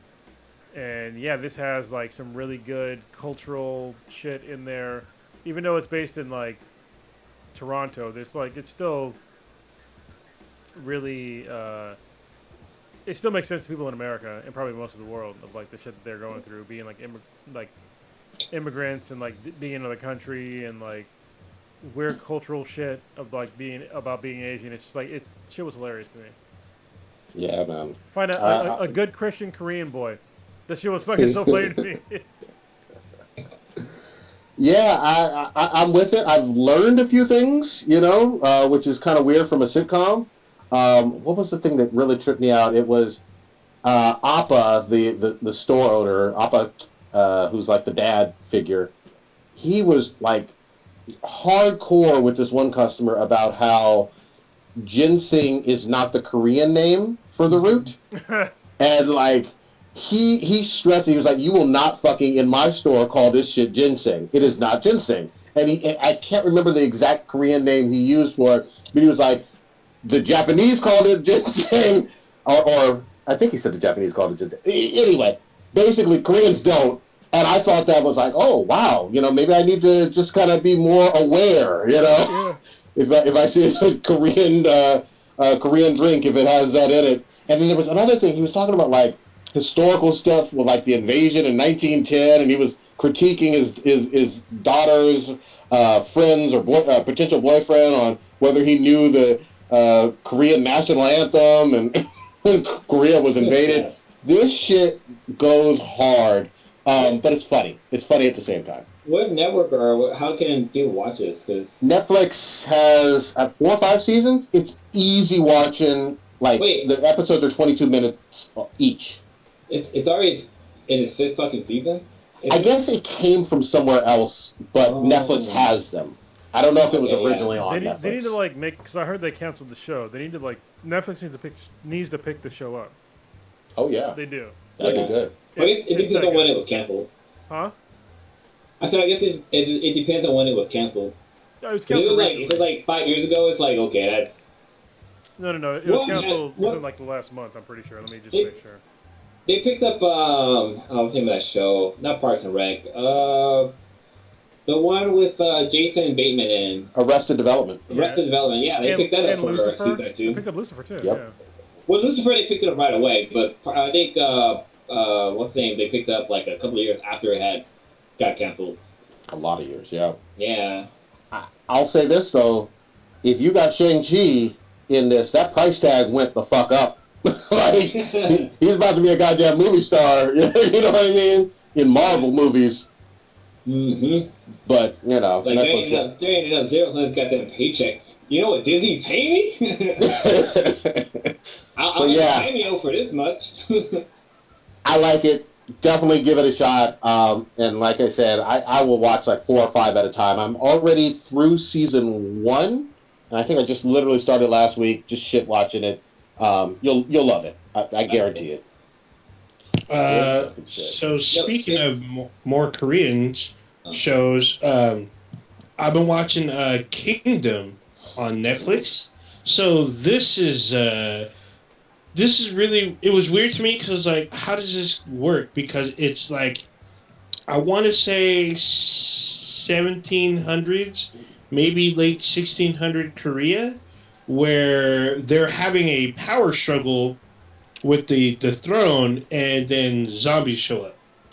So they have like these like, basically there's a sect of people that are using a zombie outbreak to do a power struggle move, and it's 2 seasons. It's on Netflix. It's I watched it in its original language form. It's a really good show. It's like, how do you deal with zombies when with swords? Even though they do have guns, they do have like the musket one shooters where you got to sit there and throw gunpowder in and then pound it in and put the little musket in, but then you have like literally fast running zombies. They're like running at marathon speeds in groups trying to like eat these people, and they do a little difference. So what you find out very quickly is like they're only active like at night, and during the day they try to run for cover and try to get into shade, and they go to sleep. So they're able to try to either kill them, rebuild, or try to get away, and then they come active, and then things change. So like as the series goes on, you learn more about what happened to them and whatnot. It's a really good show, especially with the whole power struggle, and like you have like a prince that becomes disgraced, and he has to find his way all the way back to his kingdom while dealing with a zombie epidemic. It was really interesting. I guess it's based off of a graphic novel, a Korean graphic novel, and I've been enjoying it. I finished the second season today. I'm hoping there's a third one coming soon. I don't know, but it's a definite, really good enjoy. They're like each season's about 6 episodes. Where do you watch it at? It's on Netflix. Okay. I'm listening to you describe it, Old Ninja, and then I just kind of briefly looked it up, man. On Rotten Tomatoes, got a 96 and 8.4 on IMDb. It looks like a lot of people fucking love it. It's a good fucking show, man. I didn't think I was like, dude, how is this gonna be interesting? I thought it was gonna be kind of just like, oh, they're running away, and but no, there's there's literally like 3 storylines. There's a lot of like deception, and there's secrets, and like they added like different layers to the zombies. The whole thing about them going to sleep during the day and trying to find cover and stuff like that. So, it's them trying to figure out how do they deal with this? How do they, defeat them, because the virus spreads, and it's really good. I don't want to give too much away. Huh? What's the name of it again? It's called Kingdom. Not The Kingdom. It's just called straight Kingdom. It's such a good show. I've never read the graphic novel, but the show I'm digging really, really well. It's really well done, really, really well written. Even like the actors in it, I feel like I'm fully transported. So it's a really good watch. I highly, highly recommend it. Since we're talking about Netflix real quick, so I started watching Anita series on Netflix called Made in Honduras, and I'm like, maybe about like 15 minutes in, and she's making out with another girl. I'm like, oh, okay, this is how this is going. Wait, hold on. She's not Brazilian. She's from Honduras. I think what does it say? It says something. It's Rio. Oh, okay. So not Honduras. I read it wrong, but yeah, there's a scene where she's on a cruise ship, and she's like, I'm about everybody. If it's a guy or a girl, I'm making out with everybody. And like literally, like she talks about how if she wants to learn a dialogue, she'll date somebody from that country. So if she wants to learn like English, she'll date somebody from America. If she wants to learn about Portuguese, she learns not Portuguese, from somebody from Rio, she'll date somebody from Rio. Like it's like, holy shit, like she's my kind of girl. She gets around. But like I feel like this is like this came out in 2018, but I feel like a lot of the videos and footage I see like that in this, like she's been posting on her Instagram recently. So I don't know. It's a pretty fun watch. Don't watch it in subtitles or not in subtitles. Don't watch it dubbed because that shit's just fucking weird. Damn. Because there's parts where she speaks English and she has a great voice, like an American accent or whatever. But like the person who does the dubbing voice, it's really not that great. But then like they don't do like they do with animation or like foreign films where they like don't have the audio of that person talking. Like they'll have her talking in the background and it's very silent, but then you can just hear the person talking over her, and it's just fucking weird. But like yeah, you just gotta watch it with subtitles on. But it's pretty interesting to see her life story, and like it's interesting that her name isn't really Anita. It's like Liza or something like that. I can't think of what her real name is, but like it's weird because her fans will call her that, but then like her fans will call her Anita, which is just like, okay, I just know her as Anita. So I don't know her like that.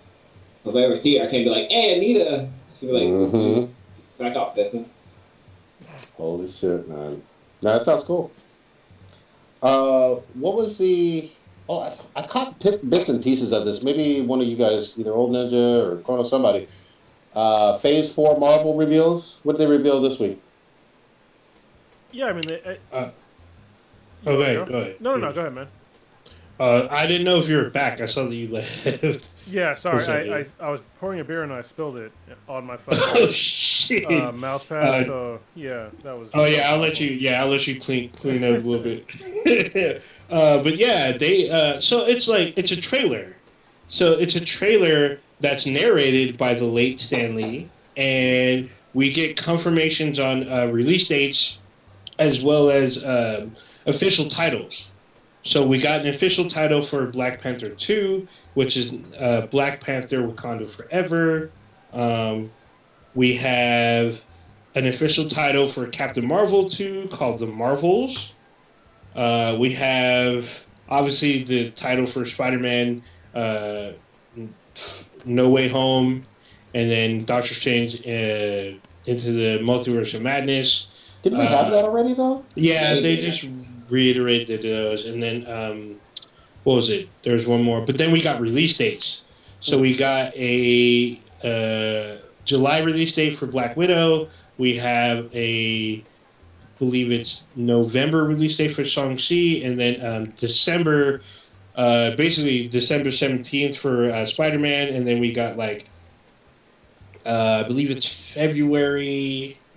I don't know how I had it like a second ago. I accidentally closed it, but we get in February of 2022, and I believe it will be Eternals. I think. Oh no, Eternals is in end of the year, so we're getting a bunch of stuff that they announced in one big trailer. Oh, and then they showed a snippet of the Eternals, so we get our first glimpse of like footage of the Eternals in the trailer. So it was actually really cool to see. You see like Angelina Jolie with like it looks like a glowing or like a translucent like golden sword kind of thing. It looked pretty fucking cool. You have the full cast doing it, like moving around and stuff. Oh yeah, then we got Ant Man and the Wasp, Yeah, so Quantumania. we also Yeah, got a Guardian of the Quantumania. Galaxy, right? Oh, There's, Guardian of the Galaxy 3, we got release Guardians of date. the Globe. Of the Globe. The knockoff. uh, they gonna get Omni-Man out of Guardians. here. Wait, you say Guardians at the Crack House? God damn. So yeah, so we got like official names, release dates, all in one little trailer. You can watch it now or whenever on YouTube. I think it's on our Facebook page. I'm not quite sure. Yeah, so here we go. So we'll get Black Panther 2 on July 8th, 2022. Um, where is this? This doesn't give me a date on this one. Guardians of the Galaxy 3 in May of 2023. The Marvels in November of 2022. Ant-Man and Wasp in February 2023. So we got all this release dates, official names, and stuff all in this one big trailer. So should be pretty interesting. I hope in the Yeah. Eternals that they talk about Thanos because Thanos' father was an Eternal, and he started a whole new thing on Titan. So that's gonna be a big deal. So it's gonna be hopefully another key piece to Marvel lore that I hope they do because honestly I think that the MCU hasn't done really a good job on doing the whole like universal aspect of Marvel. Like they've done some stuff with like the Guardians of the Galaxy and like some other movies, but they haven't actually like expanded upon like, hey, this is the whole universe. We have cosmic beings, and the Eternals should hopefully talk about those even more because basically most of the Eternals, well, all the Eternals they're what humans would consider gods, and I really hope they go. Well, they should go into that, and because they have some badass people that are Eternals that can basically wipe out a bunch of people. So, go ahead. Did we get anything about Fantastic Four? 'Cause I saw Prodigy posted up something earlier. I mean, they didn't give us like a concrete date. They just said that they showed another like their logo that they have so far and just basically said that basically it's coming, but there's no official release date and there's no cast. They just have a director attached. So Hmm. I'll say this though. I mean, Fantastic Four is my shit. Like especially when we're talking about cosmic Marvel. That's like the first thing I think about. Obviously, they come from Earth, from New York, from the Baxter Building and all that, and going out. They're astronauts and shit, but they do a lot of cosmic shit. That's who brings into the Marvel world in the comics the Skrull and the Kree and Galactus and all of that other stuff. Yeah, so I would love to see that first family help with cosmic Marvel. You know what I mean? But like Old Ninja said, we don't have casting for it. I will put this out there. I would love to see Adam Driver get that role of Reed Richards. I really fucking would. I think he would fucking do interesting things with it. I know some people want what's his name from The Office. John Krakowski or I'm not no shade to him, but I've seen Adam Driver work on big franchises with Disney prior. I'd like to see him do something again. It'd be fun, but we'll see. Yeah, I don't know. So basically, the big things we should be looking for this year. Obviously, we got Loki in next month, but Shang-Chi is in September. The Eternals are in November, and then Spider-Man's in December. So those are the big three films. Yeah, they're all this year. Those are the big. They're gonna be cramming everything in there. Well, that's not including the other two series like Hawkeye and Miss Marvel, which are supposed to be this year as well. When did we get that She-Hulk? Did they say? Sorry. No, they did not say. At least in the trailer, they do not say. I was gonna say, with Spider-Man Far From Home, how is that shit gonna play out? Because he's already home. Like, he made it back home from fucking Europe. Like, I can No understand Way Home. Multiverse. Yeah, that's the big thing. Everyone's saying that the multiverse we'll see this in Spider-Man 3, and everyone keeps denying that they're not in it, and nobody believes them. Like Andrew Garfield, he's been shooting down rumors. People still don't believe him. They're like, yeah, right, dude. We know we're going to see you. We already have Alfred Molina and Jamie Foxx back. Yeah. Everyone's like, oh, we're going to end up seeing you in either a cameo role or you're going to be in the film for like the majority of it. So same thing with Tobey Maguire. I think he might have shot down rumors or whatnot, or he's been silent. I'm not sure, but I mean, everyone's expecting this to break the multiverse. We're probably going to see a bunch of Spider-Man characters, a shit ton. Does Far From Home, or not Far From Home? No Way Home. No Way Home. Is that coming out before Multiverse of Madness, or is it coming out? Yes, it is. It's out. So No Way Home is out December 17th of 2021, and then Doctor Strange is out in March 25th of 2022. So I'm looking forward to Doctor Strange because I really, really, really like Sam Raimi. I've liked what he's done. I know a lot of people were freaking out about, you can't have a horror PG-13 film, but Sam Raimi gave us that. If you've ever seen the film Drag Me to Hell, that's a PG-13 horror film, like legit horror, and it can be done, and he's the perfect guy to do it. You have Sam Raimi on the podcast? We had his brother on the podcast. We had Ted Raimi. Yep. Damn. I thought we had you could definitely do a PG-13 horror movie. I mean, there's been plenty of them. I think You Know What You Did Last Summer, or one of them Scream movies, a couple of them Scream movies, if I'm not mistaken. I'm pretty sure most of the Screams are R. Maybe one of them is PG-13, but I'm pretty sure. You can fact check me, but I mean, there's been some PG-13s. Now, I will say this: it would be interesting to see, what an R horror movie would look like in this universe. That would be interesting, but. I don't expect that from Doctor Strange at all. I really don't. Oh, I expect we're going to see a Drag Me to Hell style horror, but with Doctor Strange in the driver's seat. So I'm excited to see it.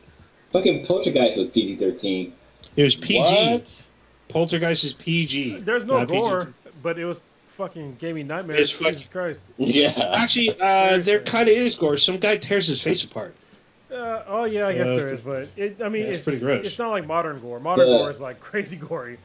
You know what I mean? Yeah, it's not. Yeah, but dude, fucking Arachnophobia was PG-13. Yeah, but that movie is the reason why it made me afraid of fucking spiders. That shit was hardcore. There's like Insidious was fucking PG-13. Fucking the Rain series was PG-13. Gremlins, had it known was a horror movie, is PG-13 or no PG. Tremors is PG-13. Yeah, but Tremors is kind of a fun, like, let's kill everything. Yeah. The Exorcism of Emily Rose is PG-13. That was a fucking great fucking horror movie. But Drag Me to Hell's on this list. Drag Me to Hell's a good one. The Other was fucking Nicole Kidman. That was a good ghost one. Yeah, that's Guillermo del Toro, isn't it? Might be, yeah. Might be. Did any of you guys watch Lights Out? Oh, no, I heard that was really good, actually. With Stephen Lang, the blind guy.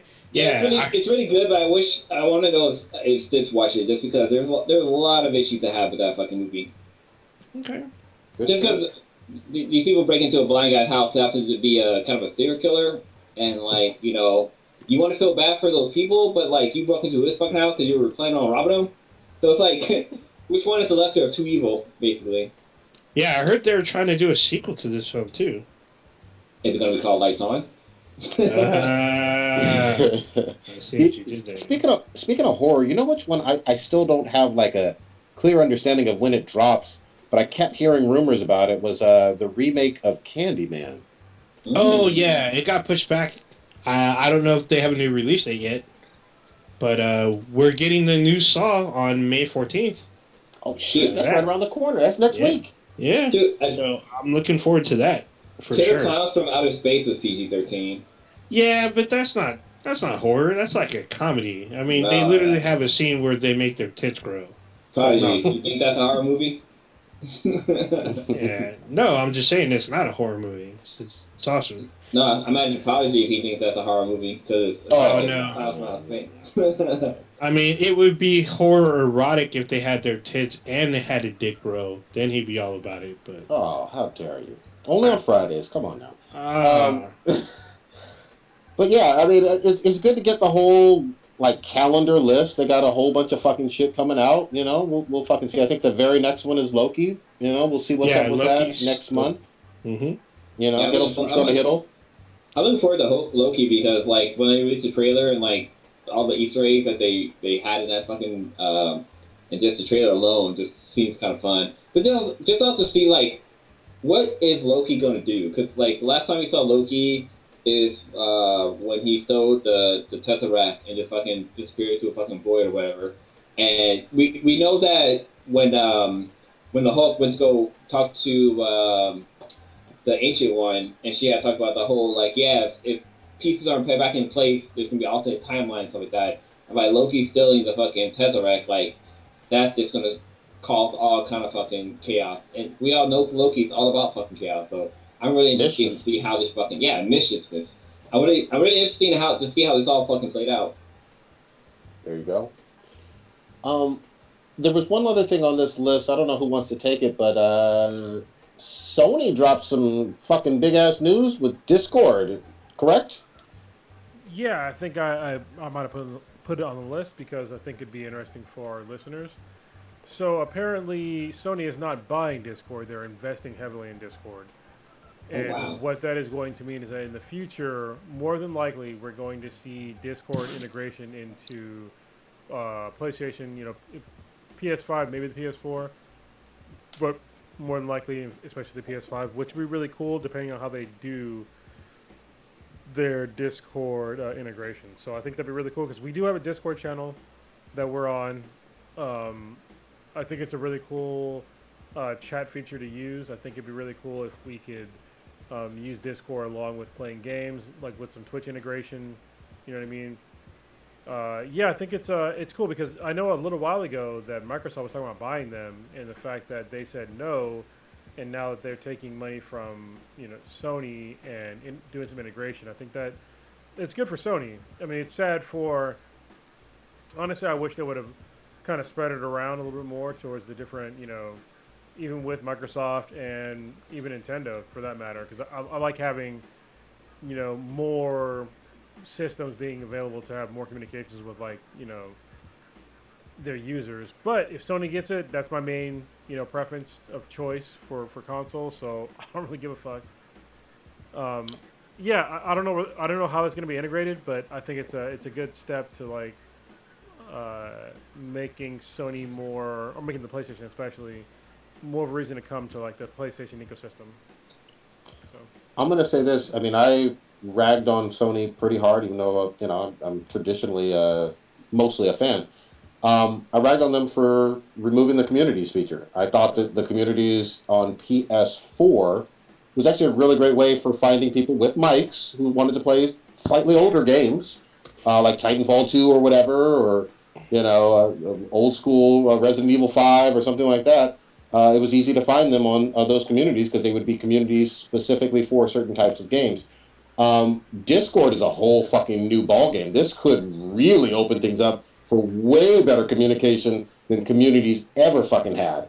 And the fact that people, a whole bunch, millions of people already have the app already, and you integrate that into the PS app, and you have it online, and the ease of connecting and talking about, hey, who's jumping on Battlefield, who's jumping on Call of Duty. This could be a fucking game changer if they play their cards right. I'm very excited about this. Yeah, because a lot of gamers use Discord for just fucking chatting. Like, I don't know, PlayStation you can chat and stuff like that, but like Discord you can set up like clans and stuff like. I mean, you can do that with Facebook too, but with PlayStation as well. But like, you can have clans and like you guys can organize and scale everything. And a lot of YouTubers use Discord for like recording their content. So like, a lot of the stuff that you would hear in the game, like you won't hear too much when you're playing over like stream or whatever. But I don't know, Discord is fucking fun. Like, I'm part of other groups and like being able to chat and have categories you can jump into. Like it's a new, I don't want to say 4chan, but it's oh god, what's it called? it's kind of like IRC for me. Yeah, RC, that's what I'm saying now. It's like RAC, but just a little bit more clean cut and user friendly.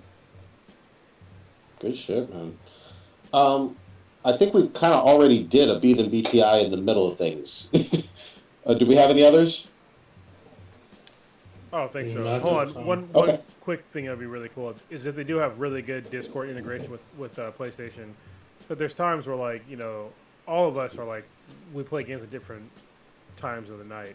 It'd be cool to like say in the Discord channel like, hey, you all want to play this game? Like I need somebody else to play with, and just be able to jump into the game with us through Discord, or that I think that'd be really fucking cool to do.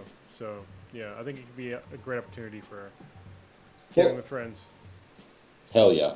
I think one of the cool things too, sorry, and with Discord too, is that you can start a chat group, like actually have like a vocal, not vocal, but like physically talk to somebody. Like you can have your group together and you can talk and like set different groups. Because the main reason why I'm thinking about it is with Among Us. So like if I want to play with friends, like like Among Us is just an app that you have on your phone that you can play on. But with Discord, you can connect that all together, so you and your friends can talk and like have voice conversations and talk to each other while you're playing this game. So it kind of opens up. Yeah, that's the main reason why I brought it up, because I know your oldest daughter does it. But like, I don't know, this Discord adds like a different new level that PlayStation can exploit, I guess. All the cool kids are on there, sending their gifts. We're on there. All right, guys, let's wrap it on up. Old Ninja, what you got populating this week? Goddammit. So what we didn't talk about was Bad Batch.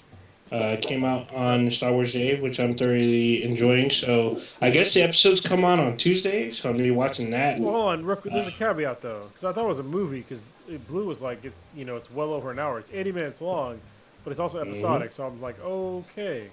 Mm-hmm. Right. Yeah, first episode's pretty long. Yeah, I was like, oh, the first episode's really long, but it was really good. So I enjoyed it a lot. There's a lot of cool Easter eggs and callbacks and familiar faces that we get to see in the very first episode, but they carved their own way, which worked out pretty well. So it's been kind of warm in the Bay, so I've been going to the beach a lot, and I'm recovering kind of from my first shot. I still have the Band-Aid on.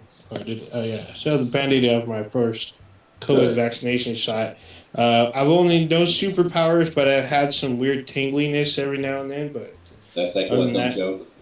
yeah, the second one I'll get in another 2 weeks, I believe, or Memorial Day weekend, I guess, 28 when I days. get my second one. 20 days later. So yeah, so we'll see what happens then. I've been playing. Oh, I got back into Star Wars Squadrons, so I was playing on Star Wars Age, and I'm probably going to play some more this weekend. I forgot how good the game mechanics were and how much fun the game can be when you're playing with a bunch of people that have mics. So it works out pretty well. I need to get on these Resident Evil games. I'm probably going to buy Village sometime this weekend. I don't know if I'm going to get to it anytime soon, but I do plan on buying it. I think that's kind of about it. Just gaming a little bit and trying to twitch some more. But yeah. Hit me up for Squadrons. I'm still down. The PSP. Blue just flashed the PSP. I still got mine somewhere. I have mine. Mine's in my case. I have like one of those like indestructible cases. That's a good games on there. Blue, what you got? Man. So I'm gonna roll it back a little bit. So last Friday was my birthday. Your boy Blue turned an age. Another year around the time. But yeah, just I did like the whole virtual happy hour, and it was really cool. Everybody jumped on. It was a lot of fun, and it's just crazy because like last year it was like okay, yeah, there was COVID and this will be over, blah blah, and the fact that like a year later we have to do the same thing. Onan, do you have the 1000? Do you have the original one, or do you have like what version? Yeah, I have the original one. Okay, I have the original one too. Yeah, and I bought a Logitech case which serves as like a little. You can prop it up, I think I have but then you can also. Yeah. Yeah, and then you can like drop this from like 20 feet or some shit and it won't break, so I can go. Yeah, so last on Friday was my birthday. Today actually, I actually had my first how can I say, father and son day basically with my son. She just had she was gonna get her hair did, like she needed, like moms do. But yeah, I watched my son all day, and we like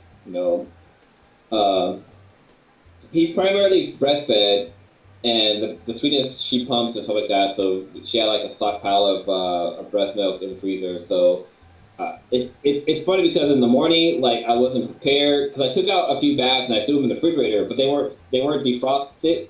They weren't thawed out enough. So like in the morning, I was like, holy shit! Okay, the baby's screaming. He's hungry. I know for sure. How am I gonna heat up this? And like I usually I just run under like warm water to heat it up, but like the kid was like screaming like feed me, come on, I'm hungry, blah blah blah. So like I was up early. Like he usually eats about he eats at 8:30, and I was up at like 7:30. I should have known better to like just heat up his fucking milk and like have it ready for him at the time. But like the rest of the day, like so. I talked about stuff on the podcast previously. Like, I was like, oh, I can just use my sous vide machine to fucking warm up his fucking milk. And that's what I fucking did. I set that shit for 98 degrees. And I just fucking threw the bag. I have like a old school, like, Ninja blender. And I just fucking threw the bag. I put water in there. And I attached my sous vide machine. And it was like, probably like, I don't know, probably like 3 cups of water worth of liquid in there. Or 3 cups of water in there. Threw the bag in there. I left it there about 45 minutes, which was... What's crazy is I have a Vona. I can't get the name of the brand. Avona. Yeah. Rona? Yeah. No. Okay, I have that Vona, and on their app, so mine's connected to Wi-Fi, and I was just looking up to see like, oh, have anybody else tried to use their sous vide machine for warming up breast milk? And apparently somebody did because there's actually a recipe on the app for warming up breast milk, which I thought was fucking funny.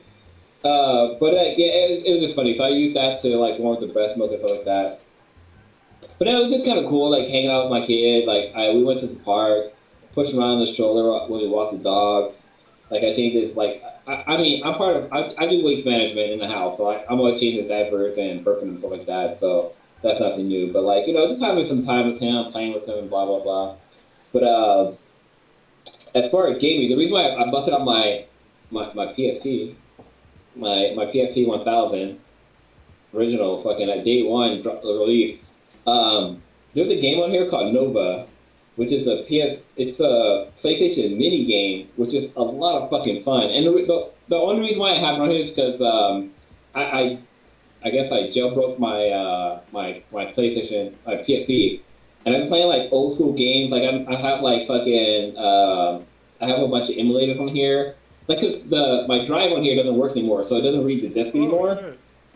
And actually bought a new one to replace it. So I watched a bunch of YouTube videos on replacing it. But like I have I have a 162 gig hard drive memory stick in here, and I only have 43 gigs left. So I have over 100 gigs worth of fucking games on here, and like I have PSP games on here, I have PlayStation 1 games on here, I have Nintendo, Sega Genesis. It's so fucking cool to just be able to play games on here. But like one of my favorite games on here to play is actually old school Super Nintendo Tetris Attack. And I've been playing that shit like fucking crazy. But yeah, just game wise, I've been fucking around with this because it's like really handy to play. But if you can find an old school PSP to play with, jailbreak that because Sony doesn't support it anymore, and just go crazy. It's just it's a better emulator than it's not a better emulator than the Switch, but it's just old school fun. Oh yeah, I have that's the first thing I did. When I got this, so I have each stick has like a bunch of games on there. Games that I literally only bought like 3 games for this thing. Nice. It's really cool because they make an adapter. Mm-hmm. So they have I should have dropped it. They make a micro. That's how small it is. They have the PSP had they had a memory stick that was mainly meant for the drive, but somebody made that word. And they have a memory stick adapter that you can buy where you can put it in a micro USB and then like you can easily stick in. I think the custom firmware I have on here, you can have 2 terabytes, which is fucking ridiculous. Wow. That's ridiculous. It's insane. That's hella games. That's too much game. Yeah. Not for PS4, not for PS5 games, or if you have any Call of Duty game ever. I'm just saying. It's not Fuck enough. you, Call of Duty. Carlos, what you got? I'm gonna say Happy Mother's Day because it's coming up on Sunday. So Happy Mother's Day to all the mothers that may listen to this podcast. Keep being good moms. If you're not a good mom, be a good fucking mom. I'm just saying. Be good to your kids and whoever your other person is. I'm taking K-Mac. I rented out a movie theater, an entire movie theater. I rented it out like last year. Like it was for her birthday. And back when we were supposed to go, COVID cases were on the rise. So we're like, okay, we got to cancel until they calm down. And they started calming down like, okay, we're going to get vaccinated. So now we got vaccinated. So on Saturdays, we're going to go watch K-Mac's favorite movie, which is Robin Hood, Men in Tights. Nice. Yeah, so That's a funny movie. Yeah, it's great. It's fucking classic. So we're renting out the new Parkway Theater in Oakland. And they have this really cool thing where you can rent out the movie theater and get like I think it's like a 3 to 5 course meal and unlimited drinks for like a decent amount of money, but it's actually not that much once I broke it down. So we're having her mom, her dad, and 2 friends of ours come out and enjoy I think we have it for like 4 hours. So we're gonna get dinner or lunch, because we're gonna go at like 1. Lunch, drinks, watch the movie, hang out, and yeah, that'll be our day. And so eventually, what I want to do is I want to bring out me, K-Mac, Prodigy, Mishka, and I don't know, well, Cy and Andrew, and have them come out and like so we can all hang out together and like do a thing. So I think that would be really cool. Like rent out a theater, do the same deal. I'll see how good it is, obviously on Saturday, but it should be really cool to do. Well, because you have a small you can't go because it'll be 8 people, not 7. So I did the math, bitch. The Swedish isn't vaccinated, so Oh, that's another thing. So there you go. Yeah. But yeah, I mean, more and more we're getting to where people in my group are getting vaccinated. So I went out last week to go see a person I used to do jiu-jitsu with. We had some beers together. That was great. Eventually, I'm going to get together my own jiu-jitsu like pod, which is going to be weird because my normal instructor, I'm not going to go back to his gym right away. I'm going to make my own like little pod and then do jiu-jitsu and practice. And then once things like settle down, I'll likely go back, but it's not a guarantee. So things got weird because of COVID. So yeah, I need to protect myself because I don't know what the fuck's going on because the shit in India is awful right now. I know they have like some crazy variant in India. I don't know if the vaccine that I have is going to be tolerant against it, or if it's going to protect me against like that new variant. So I'm going to stay. I'm going to err on the side of caution up until this shit is really minimized in life. But it's not minimized yet. So yeah, I'll leave it at that. So life moves on, and I'll keep pushing. Just to jump in real quick, I know, Project, you need to do your thing, but I got my second COVID shot on Monday, and yo, that second shot ain't no fucking joke. Like, so wait, so anybody who's listening is like, okay, I'm not getting a second shot because I keep hearing this and that, this and that. The reason why you feel that way is because it's fucking working. It's basically boosting your immune system to where your immune system has fucking superpowers to fight off this fucking virus. But like, yeah, man, I woke up the next day. I was like, oh, why is my body so fucking sore? But what was crazy? When I got the injection shot, it didn't fucking hurt at all. But like the next day, like the injection shot didn't hurt at all. Where it got to the point where I was like, okay, why is it not hurting? Like, did they really shoot me with anything? Like, is this like some placebo or whatever? But like literally as the day went on, like the injection site started to hurt. But then like the next day, I was just out. Like I hurt. I was really hot. Like I had a fever, and like my body was fucking super sore. But then like it just went away. Like I was just fucking fine. Like, and anybody who's listening who don't want to get this, because there's a lot of people who get in the first shot, they don't get the second shot.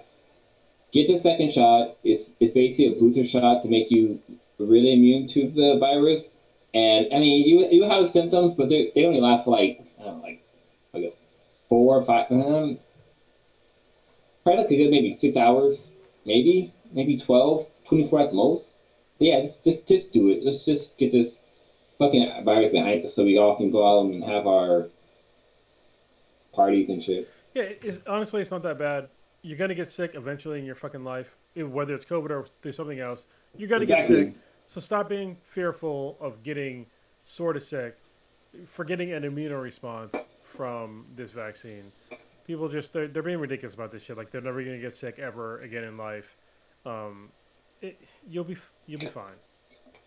Unless you get all 5 vaccines, if you get fucking Pfizer and Moderna and Johnson & Johnson and some knockoff fucking brand, and I don't know what the 5th one is, but like, yeah, man, if you get all 5 of them, you get that fucking Thanos power and you just fucking start choking motherfuckers out. Shout out! I know we got a whole bunch of awesome folks listening over in Brazil. Everybody knows about what's going on in India with COVID running rampant. It's ravaging Brazil as well. I don't think they're getting enough attention. So I don't want to say hearts and prayers, but you know, we're thinking about you, Brazil, and we hope that you get things under control as well. For me, you already fucking know what it is. At the latest by Saturday around noon or Saturday afternoon, I should be knee deep in Resident Evil Village. I'll try to twitch it out a little bit, but that shit is what I fucking need in my life. If I finish it, because it's not going to be crazy long, if I finish it by next week, I'll certainly give a full-on review of the whole fucking game, and then I'll probably even replay it because I need Resident Evil in my life. That's all I got. Old Ninja, take us on out, goddammit. All right, you just experienced Black and Black Times Infinity, Infinity. the dankest podcast on the internet. Check us out anywhere and everywhere you can listen to podcasts with Bees and BTI. That's BTHANBTI. You can email us at beesandbti@gmail.com. On Facebook, we're Black and Black Times Infinity.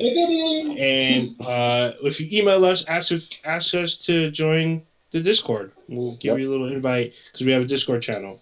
Let's go. And then check out our official website, benheadproductions.com/BNBTI. You gotta pay for our OnlyFans.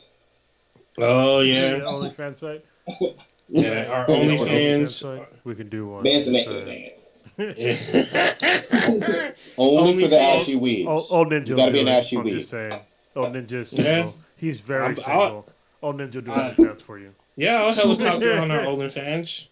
And then start up some mini vids. I got you. You gotta do the bus videos. The girls are into the bus videos. I'm gonna be like this. I'm gonna be like, bring me that.